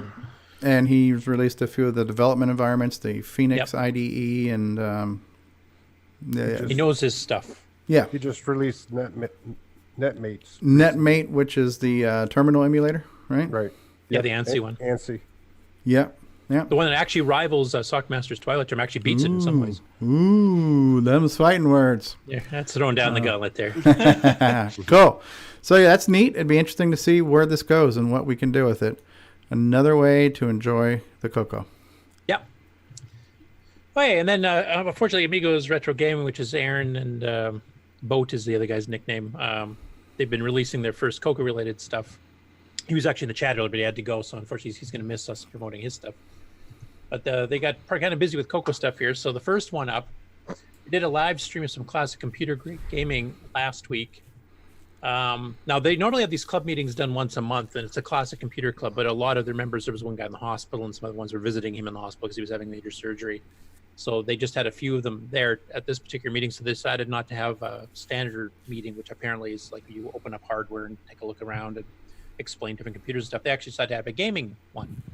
So they started with the Atari 600 XL, and then they went on to the Coco, and a couple of us were in the chat. Paul Fiscarelli, myself, Rick Adams popped by for a bit. I think Nick Marentes was watching. And we just started, throwing suggestions. Now, they only had a 128K Coco 3, so they were limited basically to Coco 1 and 2 games and the smaller Coco 3 games, but they had a lot of fun, and they were kind of amazed at some of the capabilities of the Coco 3 because they hadn't really seen too much of that before. I won't play too much of it here, but I'll just kind of fast forward. Like here, they're playing Xenix with the wrong color set. I'd explain them how the composite versus RGB worked. Okay. That type of thing. So, but they went through. They had quite a few suggestions. They're actually pretty good game players. I mean, some of these games are just playing raw for the first time. They actually got pretty far. So, there's a whole bunch anyway. It's several. Actually, literally, the Coco segment I think was almost 2 hours. Wow. Rifling through Coco games. So. No, that's one we missed last night. Crystal Castles. That might be good with the trackball. Yeah. Well, we want to do that trackball special. So yeah. Donkey King.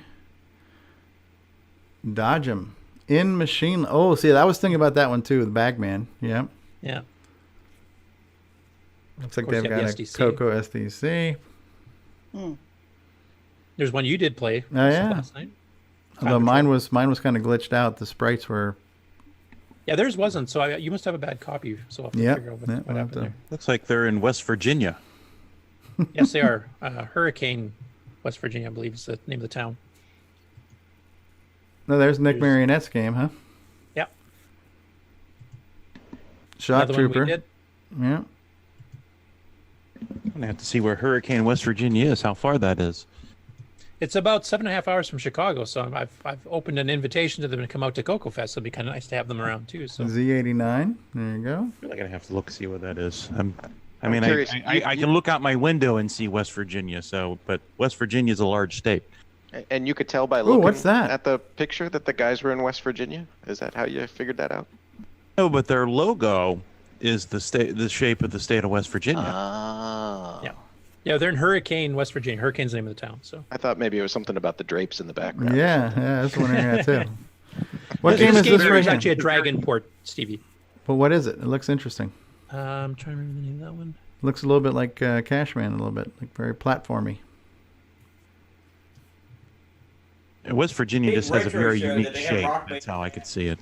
I can't remember the name of it, but isn't it down there, like right down there in Virginia, North Carolina, in that area? I don't know where you're talking about. You're so out of the loop. Yeah, why can't you think of this thing Aaron can't think of? How dare Unfortunately, you. it's such a long video; it's hard for me to pinpoint Yeah. a certain timestamp. That looks. Yeah, we're gonna have to try to find some more interesting Coco. I had fun playing Coco games last night. So. Pocket Robin Hood. Okay, Robin Hood. We'll have to look for that.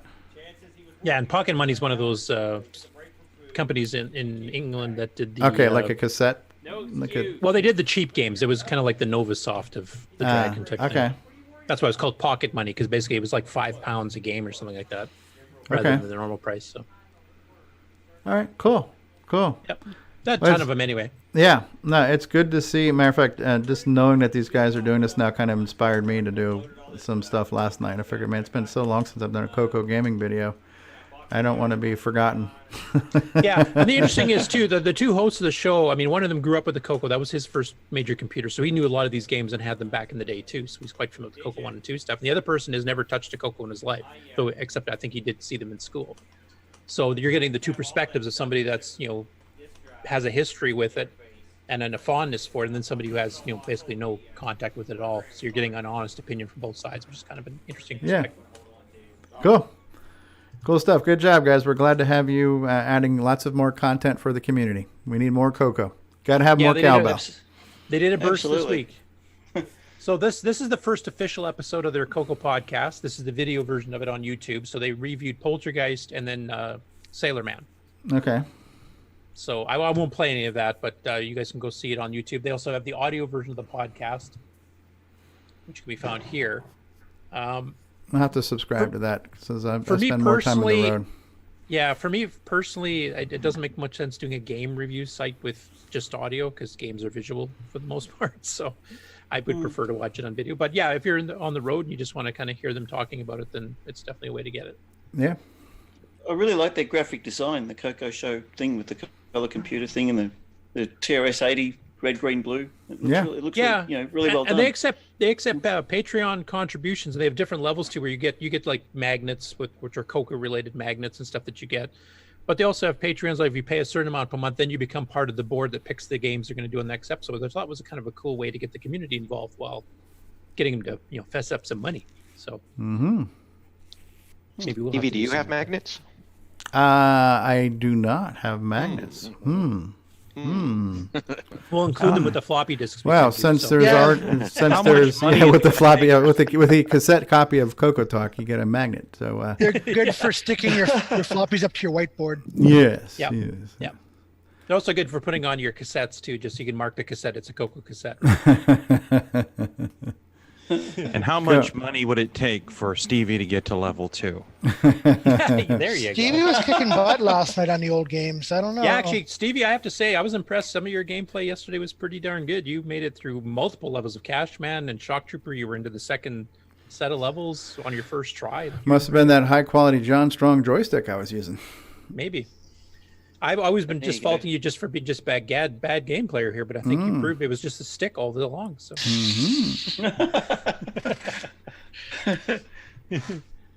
And then Aaron, the guy that has had the Coco back in the past when he was growing up, he actually just did a kind of a live stream of him playing Sailor Man, and he was quite good at it. You could tell he played it a lot in the day because he rifled through all 3 screens first try. And then he starts showing like the Inviso screens and some more advanced levels where Brutus will come and hit you from below you or above you, and he starts throwing bottles at you like the sea hags do and stuff. It was pretty interesting. He's actually quite good at it. And that's right there where you have it frozen. I have never seen that where it looks like Popeye is standing up with his hand in the air in front of Brutus.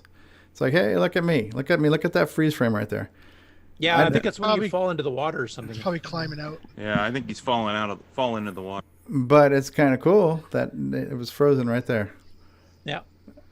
And then he kind of goes through the whole option screen, which he's quite keen on. The one nice thing about it, and I kind of forgot about this, but it's kind of like great for players of different levels of difficulty because you can actually change the screen start and the level of play difficulty for each player individually from each other. So you can have a person who's never played before gets level 1, and somebody who's like an expert can play on level 8 right off the start, even if you're playing head to head. Right. And there's a Stevie setting. One thing they brought up, which I remember from back in the day as well, was how gutsy the ad was. It was like in no way trying to hide it was a clone by saying, the can of collard greens with S written on it. Yes. For collard greens. Big fat guy eating a sandwich and Old ugly wrinkly sea woman or something. Yeah. What's the name of olive oil? What was her name? Elsie. Okay, yeah. All right. Like here, Steve, have you seen these little circle faces that come out of No, it looks like Evil Otto. No. And I'd never seen him do it. And once again, I'd never played on the higher levels. And sure enough, he will chuck empties, as the ad says. I should mention that the ad for this is one of the all-time great ads. What is that? Gaming.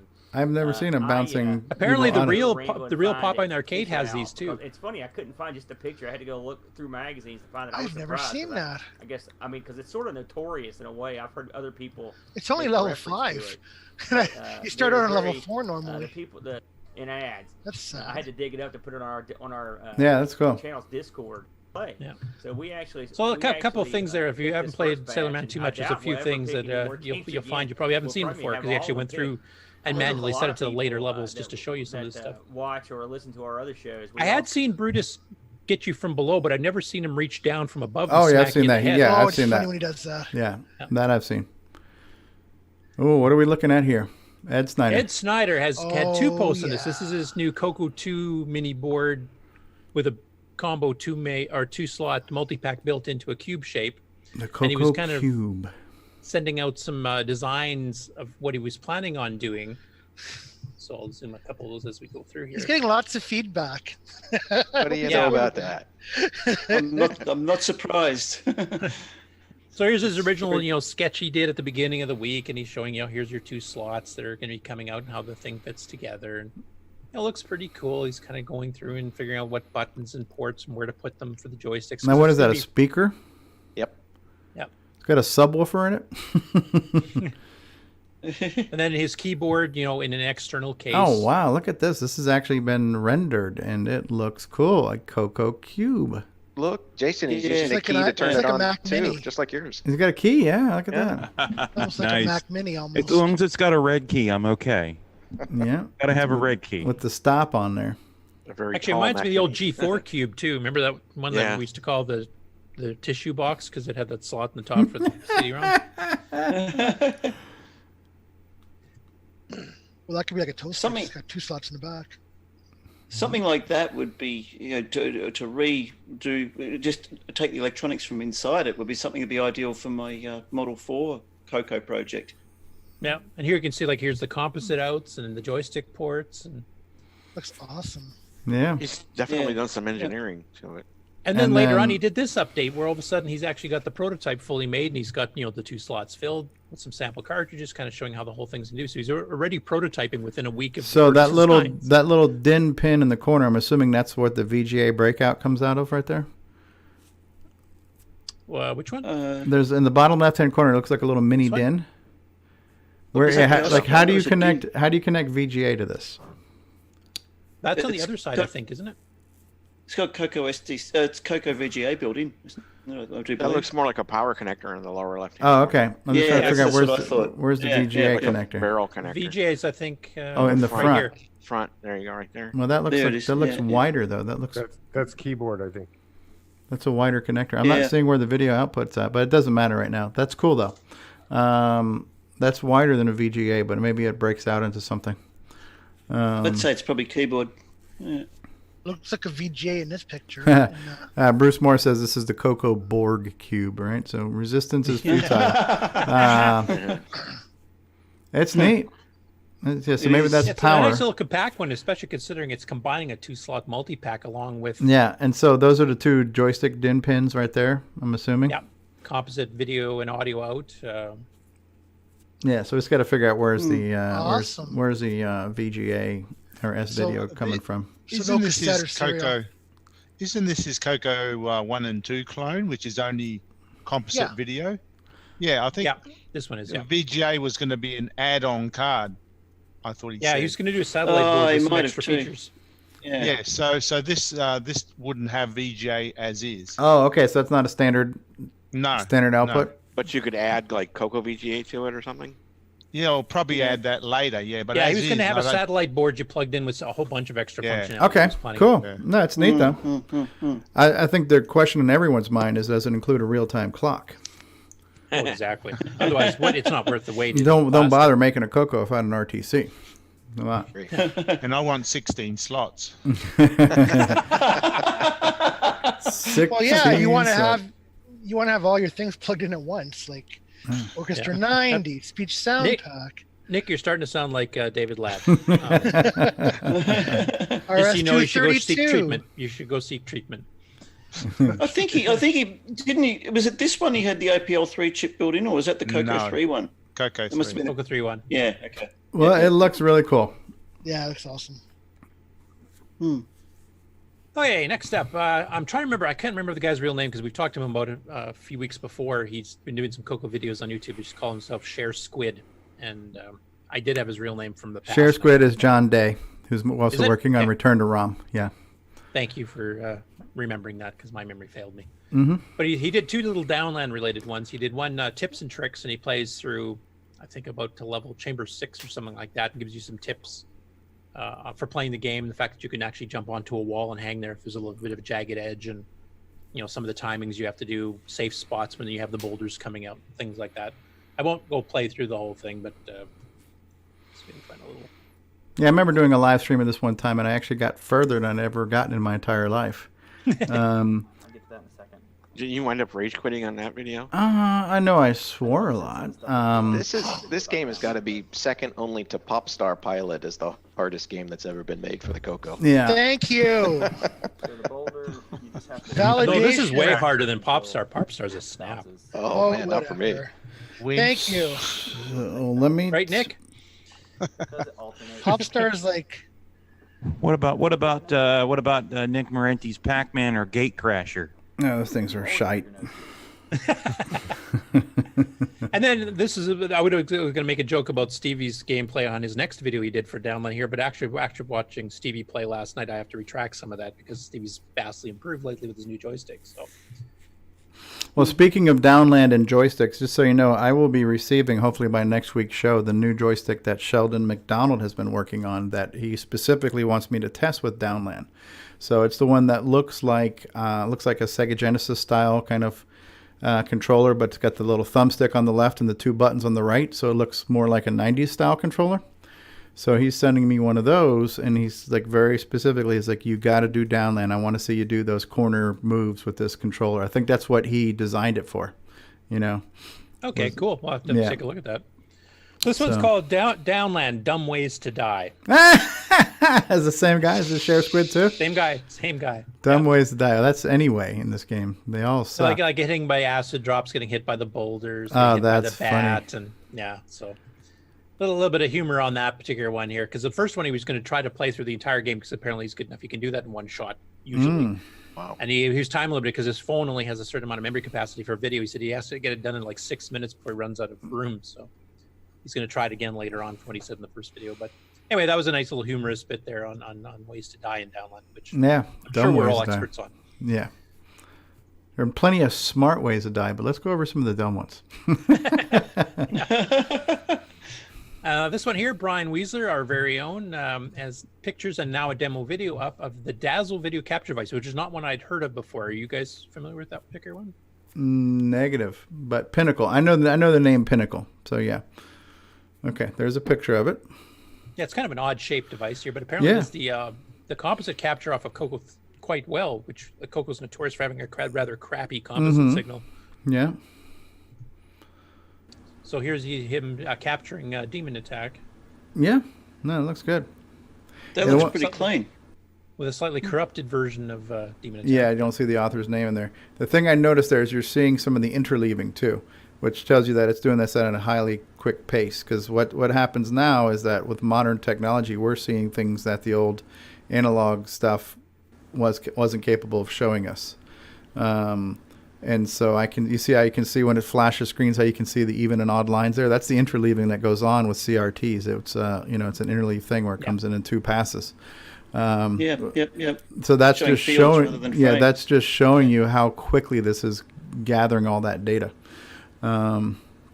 That's good. One thing I don't think he did mention in here, what is the price of one of these? Because this is actually one that's intriguing. I'm not to sure. me. Did he post the link in the original thread? Because we could look it up. Didn't he say he got it on eBay? Does it do HD as well, or is it? No, it standard? looks like this is probably fairly analog SD type stuff. Okay. He says, I believe this version to be the older version. Plugs in the USB port. You got it on eBay, yeah. If you're looking for one, they're easily available on eBay. At least Okay. Well, hopefully somebody will come across the link. Yeah, I know Brian had been throwing out a bunch of questions to me in Discord about what I've used and things to look for in doing captures. So I know he wants to start getting into this. And Brian's also, I think, going to be setting up OBS to be a backup streamer for us too. So it'd be good to see him getting this stuff going. Bruce Moore saying, my 12-year-old son thinks Popstar is pretty easy. Good for you, Jacob. It is. Good for you. It is for him. Nick, I think we're going to have to do a special sometime of how to beat Popstar. Looks like between 12 and Which 20 Nick? bucks on eBay. Okay. For that capture thing. So really Yeah. cheap. Yeah. How much was that? I missed that, sorry. $12.59 to $19.95. Okay. Like 20 bucks. Oh, wow. $20. It's not bad. Those are used. Yeah, well. Used prices. I might have to, okay, that's I might have to get one cheap. of those. But yeah, pretty cheap.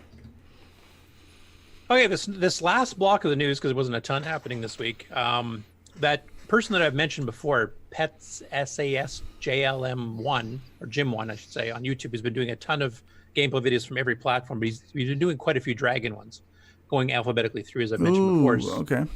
So he's hitting the B's and C's this last week here. So I didn't do them all because there's some fairly substandard basic games and stuff too. But there's just a ton of them. I'd be doing this whole darn episode if we did that. But I picked a couple that I hadn't seen before in the Dragon, or ones that I hadn't seen so long I'd forgotten about them. And to give the Dragon some love, and also the fact that we were talking about doing a possible Dragon games on a Coco, because most of us haven't seen them, being familiar with the Dragon market in the UK. So there's a ton of games we've never seen before. So I've got a whole bunch of them queued up here just to give you a bit of a start. You guys let me know if the audio is too loud. Okay. This one's called Cave Fighter. And he's emulating it, obviously. No, that It's sounds a good. scramble type game with some extra bits. It's a little flashy, that's one problem with it, but that's a collision detection test. Yeah, it crashes pretty well. Okay, it's not horrible. The fuel tanker things look very similar to the ones in Whirlybird. Yep. But you got these little barriers you got to shoot your way through. Yeah, interesting. A bit of extra gameplay. It's kind of like the game we were playing. What was one of the games we were playing where you had to blow up the maze last night, right? Blow up parts of the maze. Yeah, which is essentially what you're doing here with those bars. So. Yeah, some destructible environments. Yep. I mean, the speed is good. It's just unfortunate that it's looks a little It choppy and flashes quite a flashy. bit, Yeah. so- yeah. Because I think he's scrolling the screen, and basically before he scrolls the train, he shuts all your player shape off, so it doesn't scroll it too, and then draws the new scene, and then redraws you back on. So Okay. Cool. That one is called what again? that one was called Cave Fighter Okay. from 1983. This one called Caverns of Doom from 1982. Caverns of Doom. No, text adventure. Yeah, I didn't put. There was quite a few text adventures. I put this one in particular because it's not just a normal text adventure. It actually has some RPG elements like hit points and. Your lamp is worth 5 gold points, huh? Knife is worth 5 gold points, huh? Yeah. Or... A Interesting. living zombie, which is kind of a contradiction in terms, isn't it? A living zombie, huh? Kind of like jumbo shrimp.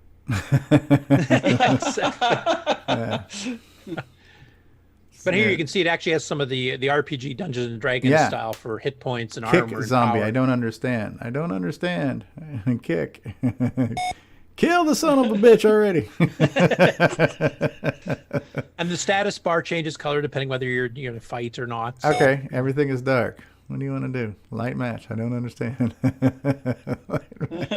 the one thing I will say about the guy that's doing these videos here, he's obviously never played in these games before. He's literally, when he fires it up, he's trying to figure it out as he goes along. Flip light switch. Why is this not working? I was surprised he's not speaking into his mouse going, computer.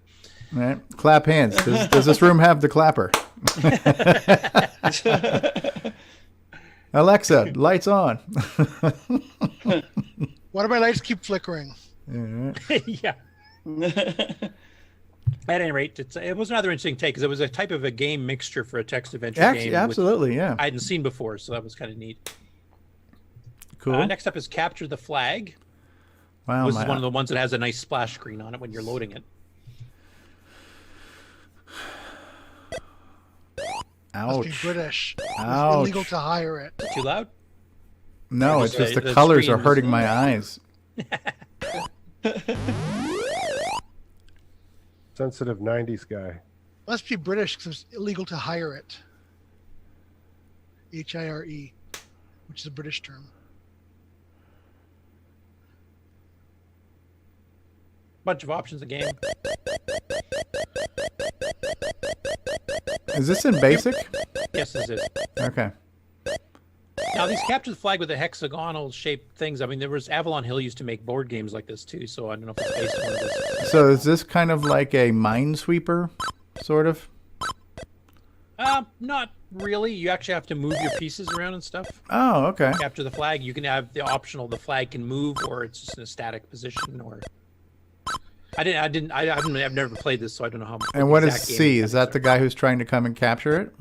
I think so. I think that's the one he's moving. Oh, A, B, and C. Those are your pieces, maybe? Your 3 different pieces to... Might be. I'm not understanding why... Okay, I can... Yeah, you'd have to read the manual and figure out exactly what's going Oh, on. well, So forget it. That's never going to happen. Read the It's got words and everything. That's why we went into computers, so we wouldn't have to read. That's right. This next one, it was a later one, actually, and what the author, I believe, was the guy that did the original Dragon emulator. So this came out in 1990. Oh, no, this is a different one. Duncan Bryan did this one. Called Buzz and Birdie. Now, the guy that was playing it here couldn't quite figure out what to do, so we only see the first screen, and to be honest, I don't know what he should have done differently either, but just to give you a little demo of it. It kind of reminds me of those AGD games we were seeing. Does he scream and curse like I would? Yeah, it's like one of Stevie's reviews. He doesn't record any of his speech during this, he just records the games. So.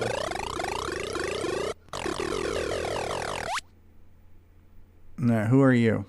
You're that waspy thing up in the upper left corner. Okay, Buzz and Bernie.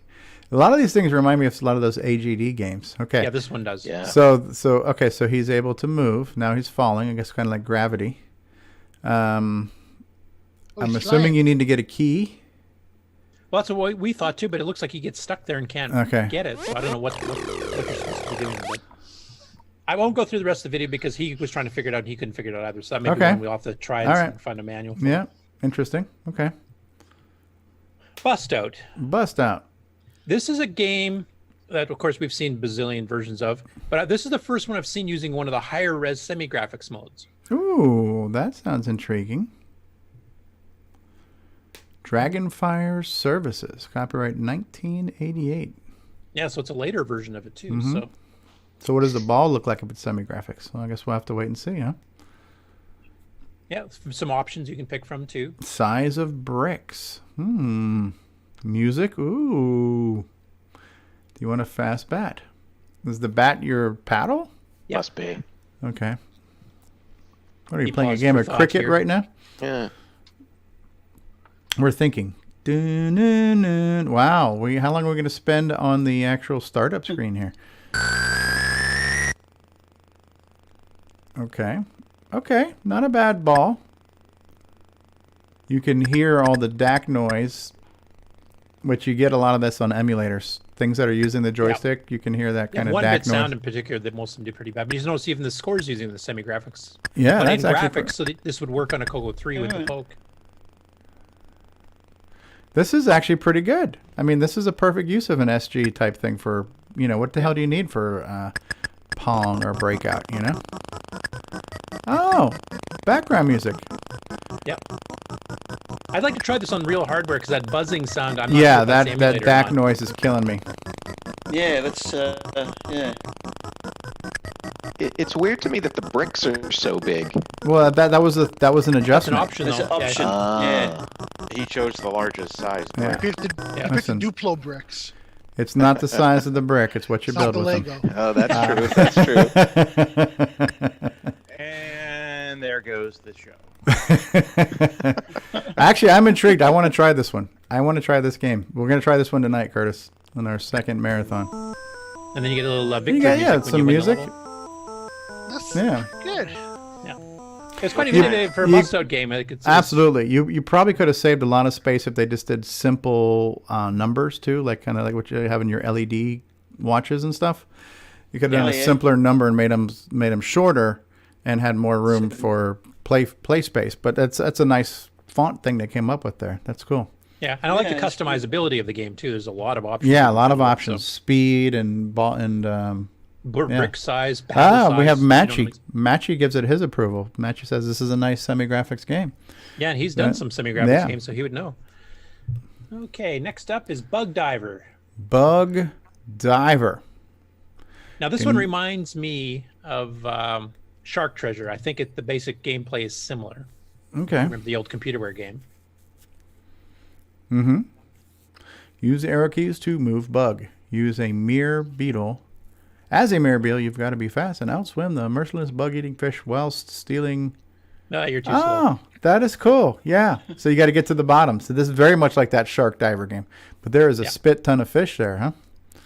Yeah. Wow. It's kind of a bit like Frogger, but in an ocean version. Yeah. Yeah. I like the fact too when you get eaten, the fish will turn to look at you and like Yeah. And taunt you. Yeah, this is Wow, cool. that was yeah, psych. quite a feeding frenzy there. And what the hell are you supposed to do with that treasure? Did he get it?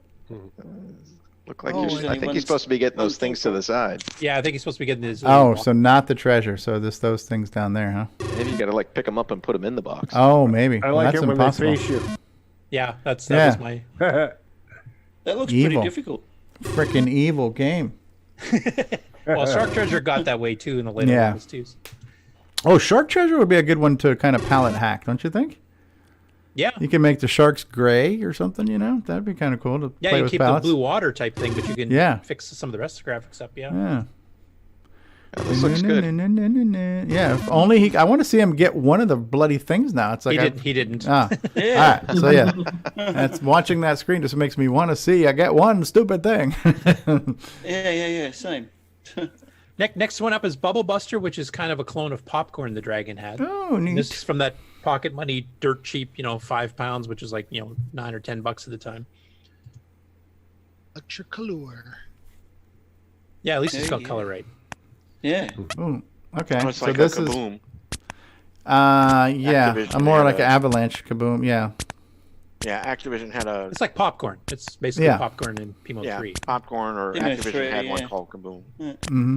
Yeah, Popcorn was inspired on the game Avalanche. From the arcade, From the 70s. arcade, and everything else kind of sprung from that. Neat. Yep. I just don't know why so many people chose the green background. I would have used like, a dark background color, but to each their own.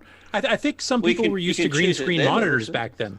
I think it's the real reason. Yeah. Because people, that's what your terminals were back then. If that's what you did at work or at school, that probably felt the most normal to you. Now look at this. Maybe You got your maybe they hated the border.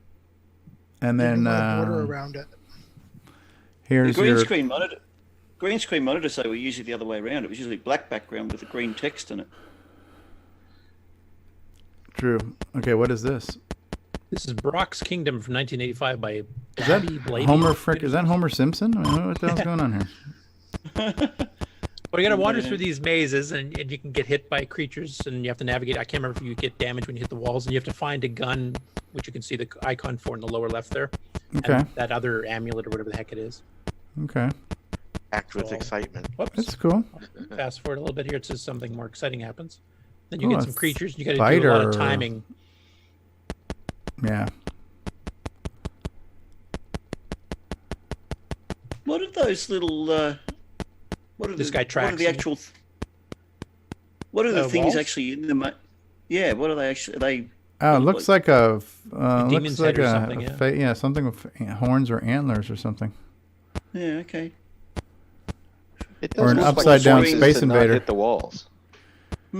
Yeah, that kind of sucks that if you touch the wall, you'd take damage. That's evil. Yeah. That's yeah. Yeah, you wouldn't want to play that on a free floating joystick. That's No. interesting. Well, it's a like lot of Berserk, levels. right? Yeah, that's true. You can't touch the wall in Berserk. So that's And here you have to intriguing. go get the I gun, like the you know. one that Bryza had us look at last night. What's it called? Wizard something or another? Or Wizard's Den? yeah, that was neat. Yeah, That was I'd neat. forgotten about that one. I actually have it on my site, so I've obviously played it before, but I totally forgot about it. We're getting trolled here, Boyce and Tech. This show has sunk so low that the show will have to be transmitted from China. And then he follows that up with CoCoTALK, the dumpster fire that goes beyond the fifth alarm. Thank you. And somebody's got to keep that troll flame alive. Oh, he missed the gun there. That was the gun to pick up, huh? Yep. Yeah. These are You got to time it between the guy moving left and No, right. and that's just evil. Absolutely evil. He's hoping it's going to change if he goes up and down. Ouch. Now you can shoot the sons of bitches, right? Ah! Well, they get frozen once they hit you, but But you can still take damage by touching them, huh? yeah. But that particular one's on a fixed pattern. He won't come after you. But beyond that, so you just have to time it properly like you did there. Okay. So, That's, interesting Yeah. game. That is interesting. Nice to see that Homer Simpson's, got things to do. All right. Now, you may recognize Paul Bergen. This is the one I was thinking of, where he's one of the authors of the original Dragon emulators, pre-XOR. This one's Boulder Crash, which is Boulder Dash. But this one actually has been revised so that the editor to make your own levels is built in. And you played one of the Boulder, the Dragon Boulder. Oh, yeah, I Dash didn't like clones it. yesterday. This is a different one. Wasn't a fan of it. It's too confusing for me. This is the cassette load screen, actually. That's interesting. Full-blown graphic. Like you see, you got the level. You can change your timers. Let's fast forward a bit here. And it's obviously completely just monochromatic. Yeah. Actually, the one you played yesterday, I think, was designed that way too. Even though we were seeing the artifacts. Okay. So I just want to pause here. The screen editor. So here's your keys for doing it in the various different shapes that you can place. But then the screen editor itself, like here's the entire maze at once, shrunk down so you can fit the entire okay. thing. Okay. Because you only get to see a zoomed up portion. Right, of it, right. obviously. And those are all your diamonds. So there's a whole bunch of diamonds you got to try to get. Yeah. There's you just cleared one. You're going to do some editing. Then you can save your screen, load your screen, save all your screens if you're editing multiple levels at once. I'm not sure what verify does. If maybe checks if there's corrupt data or something, or maybe it's solvable or something. I'm not sure exactly what that does. There's one of the other levels. No, get to the gameplay. Let's see what the actual playing of Yeah, the game just looks like. heading over here. It's interesting that you got a lot of time to be able to put into that, though. Okay. All right, now this Some of the actually diamonds looks- are actually animated. Yeah, no, this looks good in monochromatic. Again, it kind of reminds me of early Mac Classic games. Yeah, They're just purely black definitely and white. resembles that. Yeah. Okay, cool stuff. Let's get more into the gameplay. I think he got. This was all done via cassette. There you go. Yeah, for some reason, disk drives didn't really take off on the Dragon as much as they did here. The scrolling is really smooth, and it looks like it's scrolling one whole tile at a time. Why did he die from that? That's the part I couldn't understand. I had shit falling, and I was just blowing up, and I'm just minding my own business. And yeah, I don't know that I've fully ever comprehended this game, to be honest with you. It's a little too cerebral for me, I think. So too cerebral. Yes, falling rocks and gravity. These are things that I just can't wrap my head around. So. Once you master quantum physics or something. Once you master chess, you start playing this.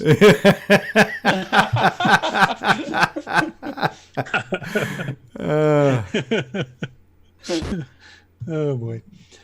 Okay, and the last one I have out of the batch you did this past week is Bonka, which is a Space Panic type game. Okay. I like Space Panic. My wife's cooking is smelling really good. I'm sensing an end of the show coming. Garlic is involved. That was a really neat effect as that screen was scrolling up. It looked like they were rotating. Yeah, that's because of the way the semi-graphics works when you're in the high-res modes. Because you can't move the characters within a cell. They have to be where... That's actually a really cool effect. Yeah, that is a really cool effect. To kill blue meanies, your man must dig a hole, and when a meanie falls when a meanie falls in, bonk him on the head. Points scored depend on distance the meanie falls. Use arrow keys to move and spacebar to dig or bonk. Remove joystick. Any other key? Oh, remove joysticks. Like they want you to complete. Instruction. Remove, maybe because in certain ROMs the joystick interfered with the keyboard, like in the old Basic 1.0 and stuff. Yeah, it could be. I like that one game we were playing. It says unplug your printer now before you start. It was just like, yeah, because back in the old days, if you didn't mask off the printer part of the PIA when you're doing the sound, because it's on the same PIA chip, same address. A lot of people like Ghost Gobbler, the original version of Ghost Gobbler by Spectral did that, where if your printer was plugged in and turned on, as soon as you ate a ghost, your printer would just fire up and print garbage. Now, what I don't remember is could you eventually take falling damage if you fell too many levels, or if you fell at all, would you take damage? I don't think so, but I can't remember. I've never played this particular one too, so I don't know if this particular implementation would do that or not. Oh, that's true. Somebody's pointing out that the Patreon screen is not updating. It's stuck on Alan Huffman. Sorry about that. Thank you, Boyce on Tech. I don't know why. All right. Anyway, I mean, you guys have seen Color Panic and all that stuff before, I'm sure, on the Coco side of things. So, just one of the Dragon unique versions of it. So, and that is all I have for news this week. Very cool. Let me see if I can't fix. Something's going on with the script here. Thank you for pointing that out. And I will go ahead and if it doesn't, it's not. I don't know why it's not working. Thanks for letting me know, Richard. I didn't realize that this whole time. So we'll go ahead and we'll run. I'm going to go ahead and run the patrons page and thank all the patrons directly. We'll take a commercial break and then we'll come back with whatever else is going to happen after this. So let's go ahead and let's talk about our patron sponsors right now. Thank you, Curtis, for doing the news. You're welcome. Much thanked, much obliged. All right. So here we go. All right, how about we say thank you to the patrons of our show. That would be Al Hartman and Al Huffman, Alan Huffman and Blair Leduc and Brendan Donahue and Brian Joyce and Brian Weasler and DeBruce Moore and Davey Mitchell and Diego, who is still with us. Thank you, Diego, and Disney Saints fan and Eric Canales, now president of the Glenside Color Computer Club, and Fedor Stamen and Grant Leedy and Jason Downs and Jenna Farron and Ken Reichard and Kyle Eder and Malfunct and Paulie Walnuts Fiscarelli, or as Grant calls him, Paul Fitzarelli, and Paul Shoemaker and Richard Lorbieski of BoysonTechnologies.com, BoysonTech.com, Rob Inman, Steve Bjork, Terry Steen, author of Balloon Fire, of Grey Lady. What was the other game we played? Mrs. Pack, and there was even a fourth. Terry Steggy of TheTandyShack.com, the Backyard Chat Gang, Tom C. and Tom S. Thank you all for your patronage. We'll be back after these words. Hey,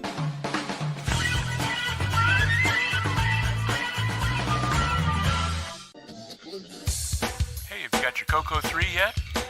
Hi, this is Rick Adams, author of Temple of Ram and Shanghai, and you've tuned into CoCoTALK, the nation's leading live talk show featuring the Tandy Color Computer.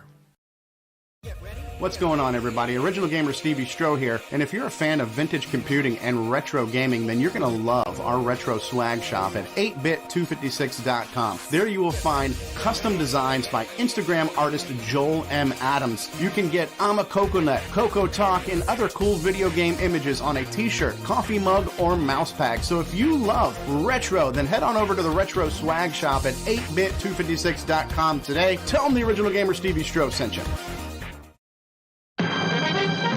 The Radio Shack TRS-80 put the world of color computing into your home.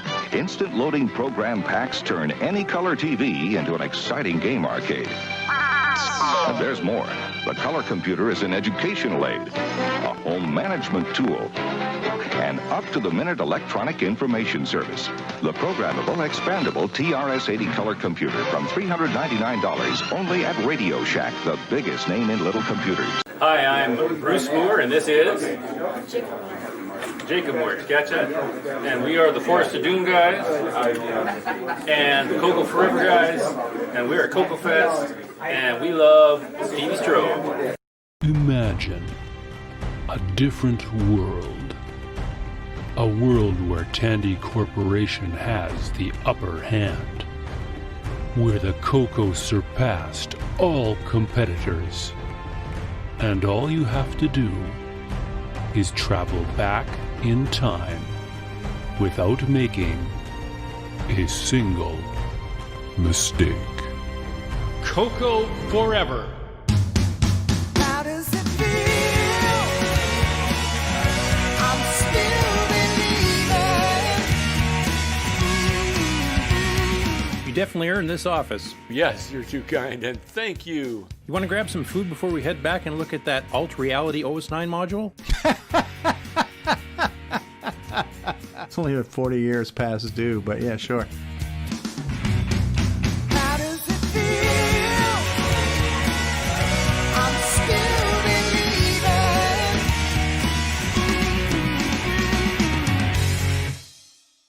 Radio Shack, America's technology store. Computer shopping has never been better at Radio Shack. Here's proof. Our new ultra-high-performance 386SX 20 megahertz computer with 85 megabyte hard drive, only $12.99. And it's from Tandy, manufacturer of the best-selling PC compatibles in America. Or get a 286-based Tandy home office computer with color monitor and hard drive, only $899.95. Shop your friendly nearby Radio Shack. Great selection, superior service. Nobody compares.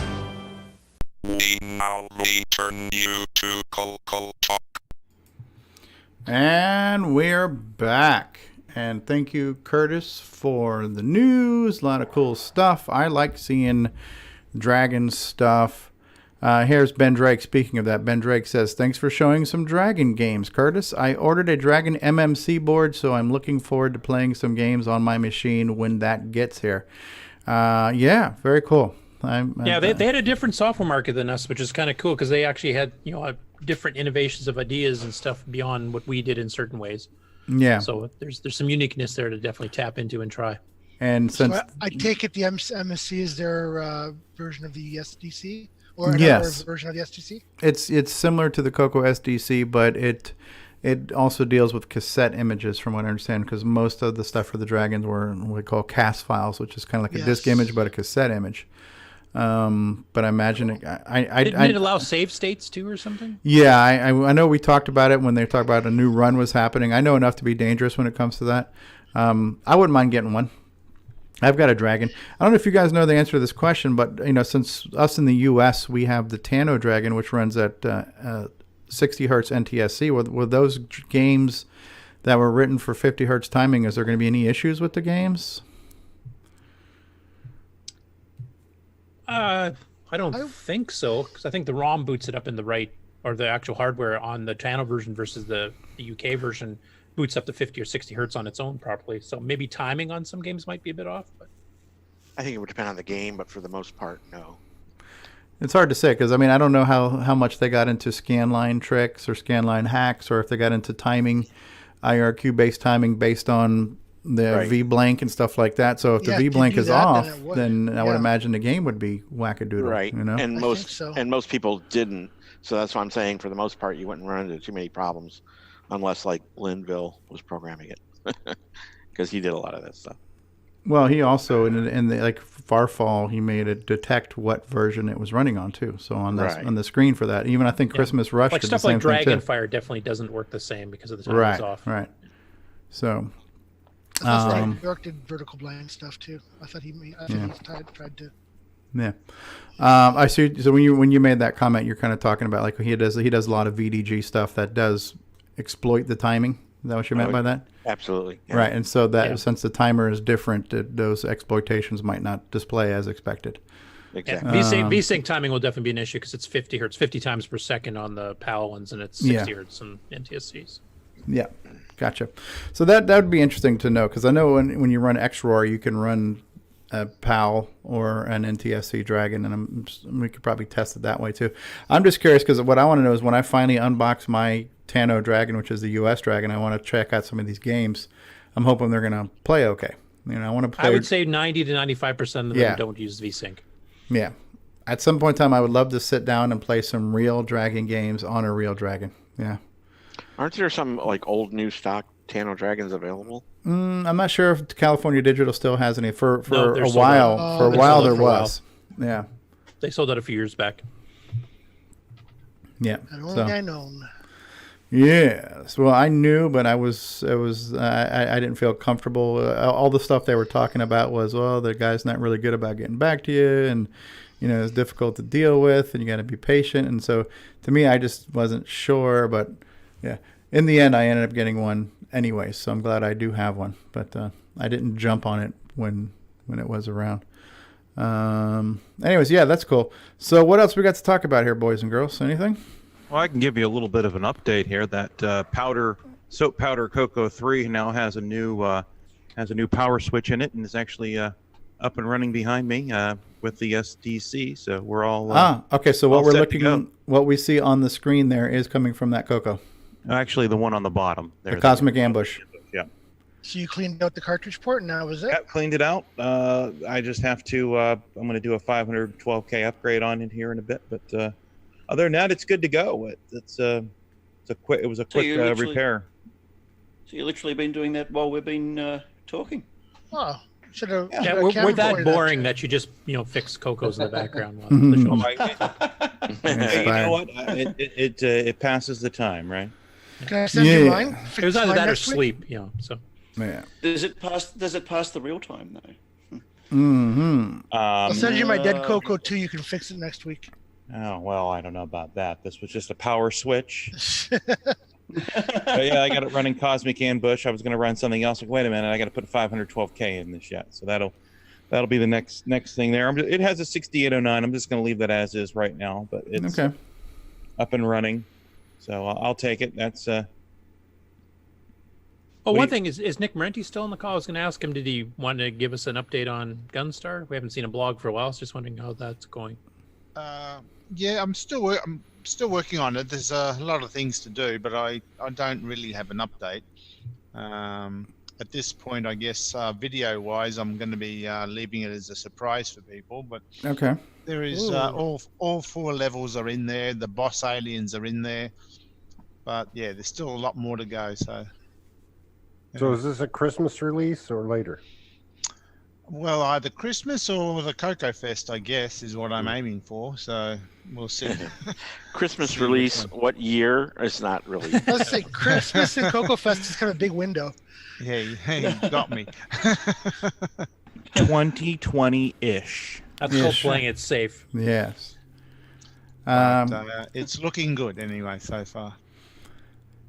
Yeah, well, I guess my update, if anything, which we did at the top of the show, I mentioned to you guys last week, I'm in the middle of doing an office reorg, and that reorg is coming together. So my main computer desk I'm sitting at now is probably how it's going to be for a while. I think the only thing I might change is I might want to get a hutch that has more clearance where I can slide Cocos under my computer monitor. So now it's not easy for me to have Cocos in the mix. So my Coco is kind of off to the side right now. But this desk is where it's going to be. So, some minor tweaks on that. But yeah, I'm trying to get more back into doing Coco stuff besides just this show. I could playing Coco games, making Coco game videos, maybe working on some developing of something. So I'm just trying to get my ducks in a row to be able to do more Coco things. We're getting close. Have you sold there. off anything else since too that you said you're trying to kind of? Not really. I don't really have anything else Coco left to sell. I just had I have an extra game console of a Sega Saturn, and I've got some duplicate cartridges. I don't think anybody was as interested in those, so those will just get boxed up, I guess. Yeah. But I want to fix the sound problem on this TDP 100, get that going so I can make some good, clean videos with the Coco VGA, be able to hear things from the speech sound cartridge. I can play inspirational games like Waterfall, things like that. So,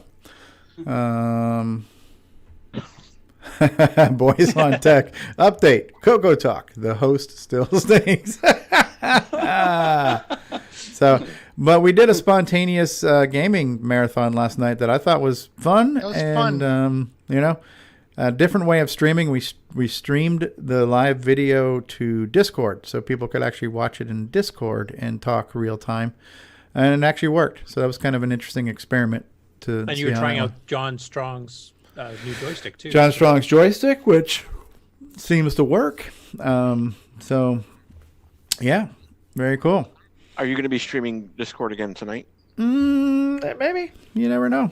I want to try to figure out the sound. So I was hoping some people with a little bit of hardware knowledge could help me troubleshoot why I'm having some audio issues on there. So maybe we can I don't know if we need to stream that to the world, but maybe I could have it where you guys could see my Coco and tell me what to look at to try to fix it. I would love to get the sound working on the Coco. Consistently, yeah. On what you've got a Coco? It's a TDP 100, but Okay. it's got a composite mod, and so I'm assuming the problem is possibly something in the composite mod because I'm not getting all the audio. Oh, okay, right. So you're getting like the DAC sound, but not. I'm getting the 1-bit some DAC or something sound, but like that? And sometimes it kicks in, sometimes it kicks out. So Yeah. Okay. Yeah. Right. So that's something I'd like to get ironed out because I want to be able to make good, clean Coco 1 and 2 videos, and the Coco VGA is going to handle the visual part, but I need to get clean audio as well. Well, until you fix it, can't you just choose another gray case Coco and pop it in there? Well, then There's I have no Coco VGA on the other one. I would have to move the Coco VGA, and I'd have to. Yeah, well, that's what I'm saying. I'd have to socket a VDG. That's something I don't know how to do. Those, I think, are already socketed on the older machines. No, I don't know. And then maybe that's something we can figure out. It was on your TDP, right? Honestly, I don't know because Brendan did it for me, so I don't know. Mine was my eBoard Coco. Well, actually, both of my eBoard and my F-board Cocos have got all the chips socketed. Yeah. Yeah, the TDP is basically an F-board Coco, so. Yeah, so you could do that. Okay, Grab one of your gray ones and throw it in there. And you're solved for a while until you have somebody look at your machine. No, but isn't the sound connection require soldering or something? Yeah, it's just like 2 points. It's easy. Yeah, well, I've got my other Coco that already has a composite mod too. So The easiest, you could use alligator clips. The easiest way to get sound out of them is just to connect a 1 microfarad or even a 10 microfarad electrolytic capacitor to pin 3 of the RF converter, and then the other side directly to your audio. That's all you really need to do for it. It's a pretty straightforward mod. Okay, well, maybe we can figure that out later tonight. All right, so as far as this show is concerned, have we beat it to death? Do we have any parting thoughts, any words of wisdom, things we want to share? I actually do have one more little thing to share that I forgot about earlier on. Okay. I don't actually have a picture of it. The device isn't here, but that the ACO 160 EVK, the evaluation kit, converts the audio from my Coco 1 or 2, 3 or whatever into MIDI and control voltages to control the synthesizer that I showed on an earlier episode. Brian from Second Sound has come up with a new version of it, and the new version tracks audio even better than this one does. This one has a few little glitches because I mean it's a prototype and it was an evaluation kit, and it had a few little glitches that kind of held me up a little bit with the project. And I got word via email yesterday that Brian has packaged up and sent a new version of the EVK to me, which is on its way now. Hopefully within a week or so, maybe even by next show, I might have it here to demonstrate. Cool.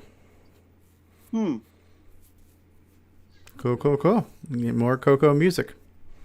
Yeah, absolutely. So I've actually held back a little bit on writing new songs for it until this version came out, because it will allow me to track things a bit easier. And now with John Strong's play command updates and everything, I'll be able to feed the Coco, the Mega Mini MPI directly into this kit, and I should get really clean, really accurate conversion results out of this new combination.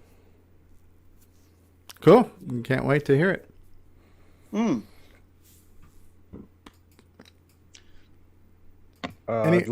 I'd like to have people come to Ron's garage to take a look around. I captured some pictures that were fun. Just to have, and I did a drawing of a Radio Shack store, and somebody had mentioned that they thought they saw it in Rainbow, and I thought, well, gee, I've got somebody that has a Ron Delvaux beard. That's cool. That makes me feel good. And then somebody else that thinks that I'm good enough to be in the Rainbow magazine. That's great. Yeah, I liked your Charlton Heston Moses picture. That was pretty cool. Yeah, it come out good. If you pick the right picture to have dithered, it looks great, doesn't it? Yeah. My favorite part of Moses is when he said, "Get your hands off of them, you damn dirty apes." Oh wait, am I getting my movies confused right now? Hey, I thought that was Rick Grimes from The Walking Dead. Rick Grimes, Carl. What was that History of the World where Moses comes down with 15 commandments? 15. I mean 10. I love that scene. That's good stuff. Hilarious. Good stuff. Yeah, they are good. They're definitely good. I'm glad you do that, Ron. It's fun. Ron is you're the quintessential Coco enthusiast. You're so enthusiastic, and you're always doing something, and it's always interesting. That's the thing. Yeah. I use my Coco, during the day. I'm retired. I sit here and play with them. I convert pictures. I draw on Coco Max or the other Color one. Max Deluxe, yeah. Yeah, and it's fun. I try to break things. One thing I was thinking of, we've kind of exhausted, I think, a good chunk of your garage as far as hardware goes, is that maybe we could still do your Ron's Garage segment, but you could just do all the things you did in the week, like show some of the pictures you created. And that'd be cool. Stuff. Yeah. Ron's Doodles. Yep. That's a good idea. Thanksgiving's coming. We'll do some Thanksgiving graphics. Yeah, Monday. Oh, wait, not you. Wait. Well, yeah, that's good for you guys up north. I was born in Alaska, so. Wow. I was born there too before it was a state, and my mother was a little nervous because, but I was born on an Air Force base. So. That's a bit of a contrast to Arizona, huh? To Arizona, yeah.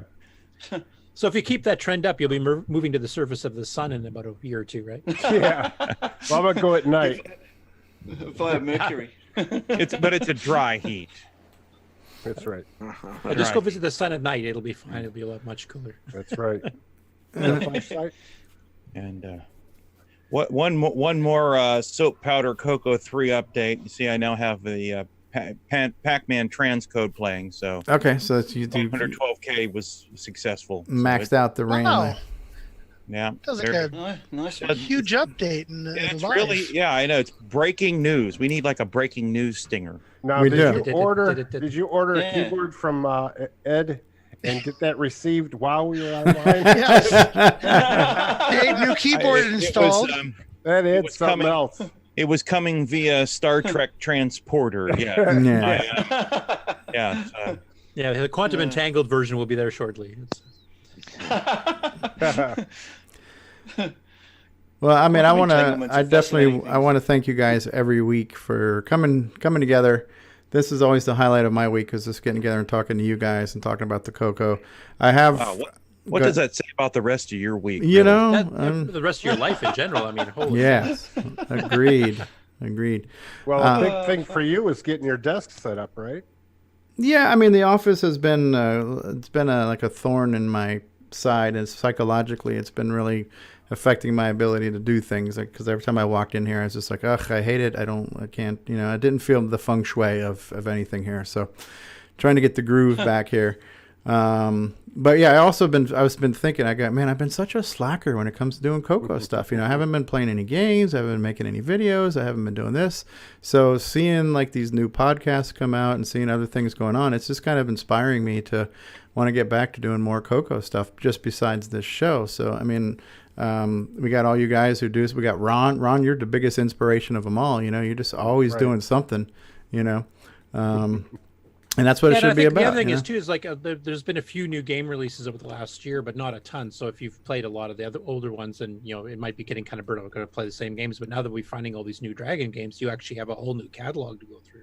Yeah, and there's some yeah. pretty good And gems in there. So even though we did last night on the Coco SDC, I just found games that I really wasn't that familiar with. So there's so many hidden gems in the library of the Coco that we can do some more of that stuff. Cool. Anyone else? Any parting thoughts, final words of wisdom? Anything else? Any announcements? Richard from Boys and Tech says in the chat, he says, this show has been a thorn by my side. Chet's been here, but it's been kind of quiet. Everything good for you, Chet? Absolutely. Just working on some code. All right. Very cool. Thanks for being here. Let's go ahead and acknowledge some of the people that have been with us along for the live stream today. We've had Al Hartman here, Retro Innovations, Vocal Studio, also known as DeBruce, and Curtis Boyle, Nick Marotta, Alexander Wallace, Mark B., Matchy, and Tim Franklin, and Tom C., and Amigos Retro Gaming has been here. Nick Marotta has been here. Tim Franklin, and who else? And Ken Reichert, Ken Make It has been here. And all kinds of people here in the live chat as I'm scrolling through here. David Ladd, a.k.a. Dave's Hobbies, has been here, a.k.a. Paco Atakte, Drencor. Ben Drakes from Bill Pierce has been here a couple weeks in a row now. Thanks, Bill, for stopping by. James Jones stopped by. Curtis Boyle, Al Hartman, Tim Franklin, Nick Marotta, Matchy has been here. Boy Son Tech out here trying to troll, doing an okay job. So thanks, guys, for doing it live. And still here in the panel, we've got L. Curtis Boyle and Nick Marotta and Mark B. and Chet Simpson and David O'Connor and Jason Reichert and Ron Delvaux and John Lowry and Nick Marentes, and Diego has been here from You Are Gay. And Bill Pierce says, when I'm not napping. That's good, Bill. Thanks for hanging out with us. Hopefully we didn't put you to sleep. You forgot Restreambot. Restreambot has been here. We did have Lady Lumps tried to join the Discord call there. So thanks, Lady Lumps, for stopping by, and a few other people for trying to get in on the call. Her humps. Can we see a raise of hands? How many people would want to see Ed on here? Ed Snyder? Absolutely. I think that Ed Snyder. Yes. Oh, absolutely. Come on, Ed. All in favor?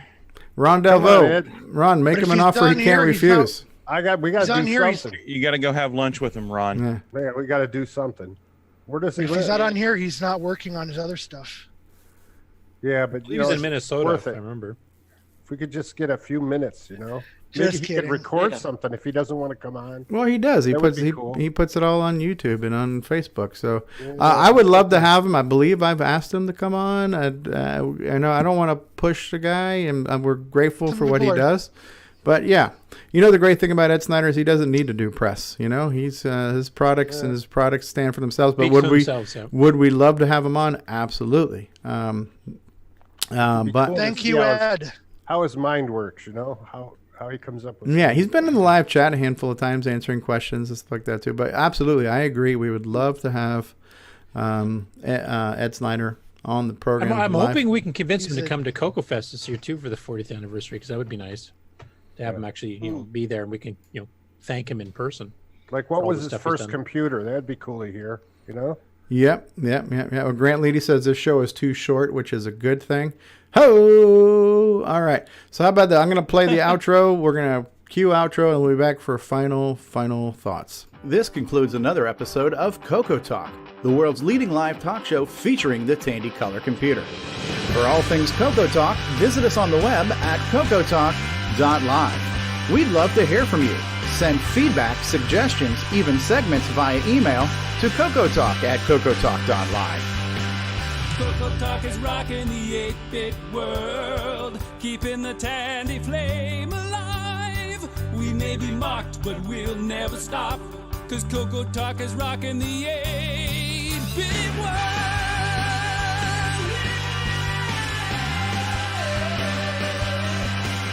Consider supporting the show with a purchase of merchandise from our retro swag shop at 8bit256.com. If you'd like to become a patron of the show, click the Patreon link at our website at CoCoTalk.live. CoCoTALK is rocking the 8-bit world, keeping the Tandy flame alive. We may be mocked, but we'll never stop, cause CoCoTALK is rocking the 8-bit world. CoCoTalk would not exist without the community, its cast, crew, and contributors. Thanks go to Curtis Boyle, David Ladd, Mark Overholzer, Grant Leedy, Bruce Moore, Nick Marentes, Ron Delvaux, Rick Adams, Jason Reichert, Richard Lorbieski, Jim Brain, Tom C., Rob Inman, Mark Bosley, Brian Joyce, Ken Reichert, David O'Connor, Brian Weasler, Terry Steggy, Nick Marotta, John Strong, and many more, especially to Steve Bjork for production suggestions and James Differendaffer for making my head explode.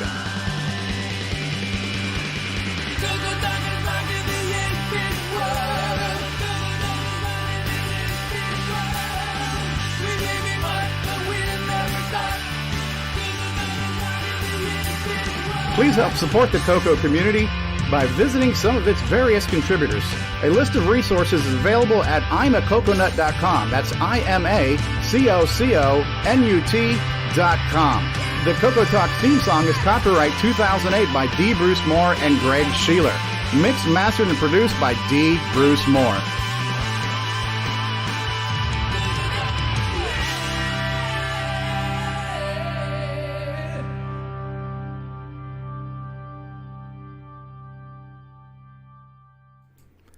And that is all she wrote, folks. Yeah, Ronnie. You know what's really cool is when you have D. Bruce Moore on with his son, and you hear in the background CoCoTalk.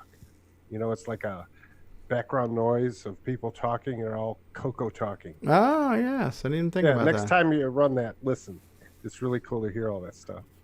That's something, you know, when I'm watching these pictures at the end, one after another, everybody looks so good.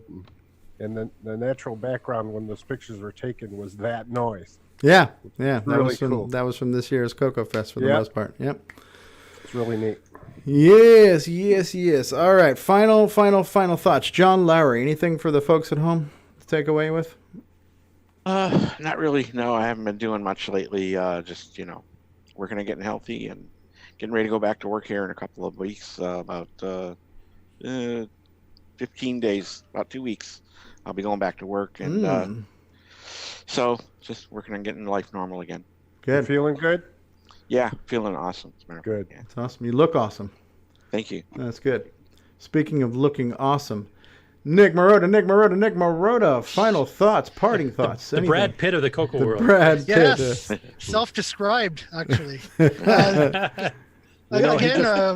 He just became a Christian. Oh, did he? Brad Pitt. Yeah. Oh, good. That's Oh. good to hear. I'm always happy to hear Awesome. that. Awesome. So yeah, Yeah, again, I mean- happy Turkey Day to all our Canadian, well, including me, Canadian friends. Gobble gobble. Yep. Exactly. Very cool. Jason Reichert, have Good you one. fixed anything else? Have you cured world hunger, world peace, anything like that? Palestine's getting together, anything like that? Well, I just got to find the other little black thing that goes under the keyboard. I misplaced that. But other than that, we're good, and we'll have some more stuff coming down the pike, hopefully soon. Mm-hmm. Push the button, Frank. Yeah, well, Diego, we're glad you could join us this week. Thanks for joining us from Uruguay. Any parting thoughts for you? No, just I miss you guys when I'm away for this long. I hope I can make it often, and I hope that I'll be able to make it to Coco Fest. I don't want to miss the 40th. Yeah, that would be great. It'd be good to see you again. Yes, L. Curtis Boyle. Parting thoughts. Well, my schedule is still basically the same as it was last time. By the end of October, I should be out of work, rush season here. I thought I was going to be starting to die down this week, and that didn't happen. Basically, the last 2 days, I just got jobs dumped on me, so I got to work the rest of the weekend. But it's still looking good for that end of October. I should be done, and then I can actually start getting back to use and trying to remember where the hell I left off. Mm-hmm. Ease abuse. Done. I thought your busy season lasted January through December. No, especially not this last year. It was dead for the first 6 months. It was pretty bad. Mark B., any parting thoughts, words of wisdom, advice, stock just tips? Try to stay awake. Try to stay awake. Especially if you're behind the wheel right now. Ron Delvaux. I gave my 2 cents. All right. Nick Marentes, any Australian wisdom for us? Crikey. Crikey. That's a parting thought. That's what Steve Irwin I said. think he's got a little something right And there then he on there. parted, all right. There. There you Yeah, go. no wisdom. No wisdom from Nick for a change, right? Crikey, get out there and work on your Coco. Yeah, so. All right, Chet Simpson. Chet Simpson, you have the final word. I will actually have something for y'all in the next couple of weeks to talk about on the show. So I'm sure it'll be boring and technical, but Oh, that's sometime cool. either next week or the following week. So yeah, it's something I've been documenting last. Did you see what Rick Adams did with your database and how he made it like a nice little retro front end and everything? Yeah, I did. I was really hoping somebody would be able to take that and make use of it. So I was really glad to see that he was able to get that up and make it publicly available so that people could search it and read some of the messages from back in the day, because there is a lot of information on there, particularly about how to use certain programs. You just have to kind of search for it a little bit. Yeah, that's cool. That's cool. There we go. So we have we have a title for episode 130 then. Which is What is it? Chet Simpson. Chet Simpson's show. Whatever. Oh, it's the there you teaser go. he's doing now. Yeah. This isn't going to be another like Stevie Rage quits the show during a highly technical discussion. Nah, let's hope so. All right. Here's a Hey, good how is- question. We'll close on this thought here. Can a Coco go on the internet and making its own network and create new crypto named Coco Coin? Well, we didn't have a Sure. guidance today, did we? We did. Yes, we did. Okay, must have went to the bathroom. Technically feasible. Okay, the Nick other Morales question is, these $5 ukuleles. Yeah. Yeah, how that's- is, Special shout out to. does anybody know how Steve Bjork is? He's fine. We saw him. We talked to him the other night. You got to Okay, come to good. Discord more often. Okay. Yes. All right. We're pressing the button. Goodbye. Say goodbye, everybody. Everybody, See you next week. All right. Yeehaw. Pressing the button.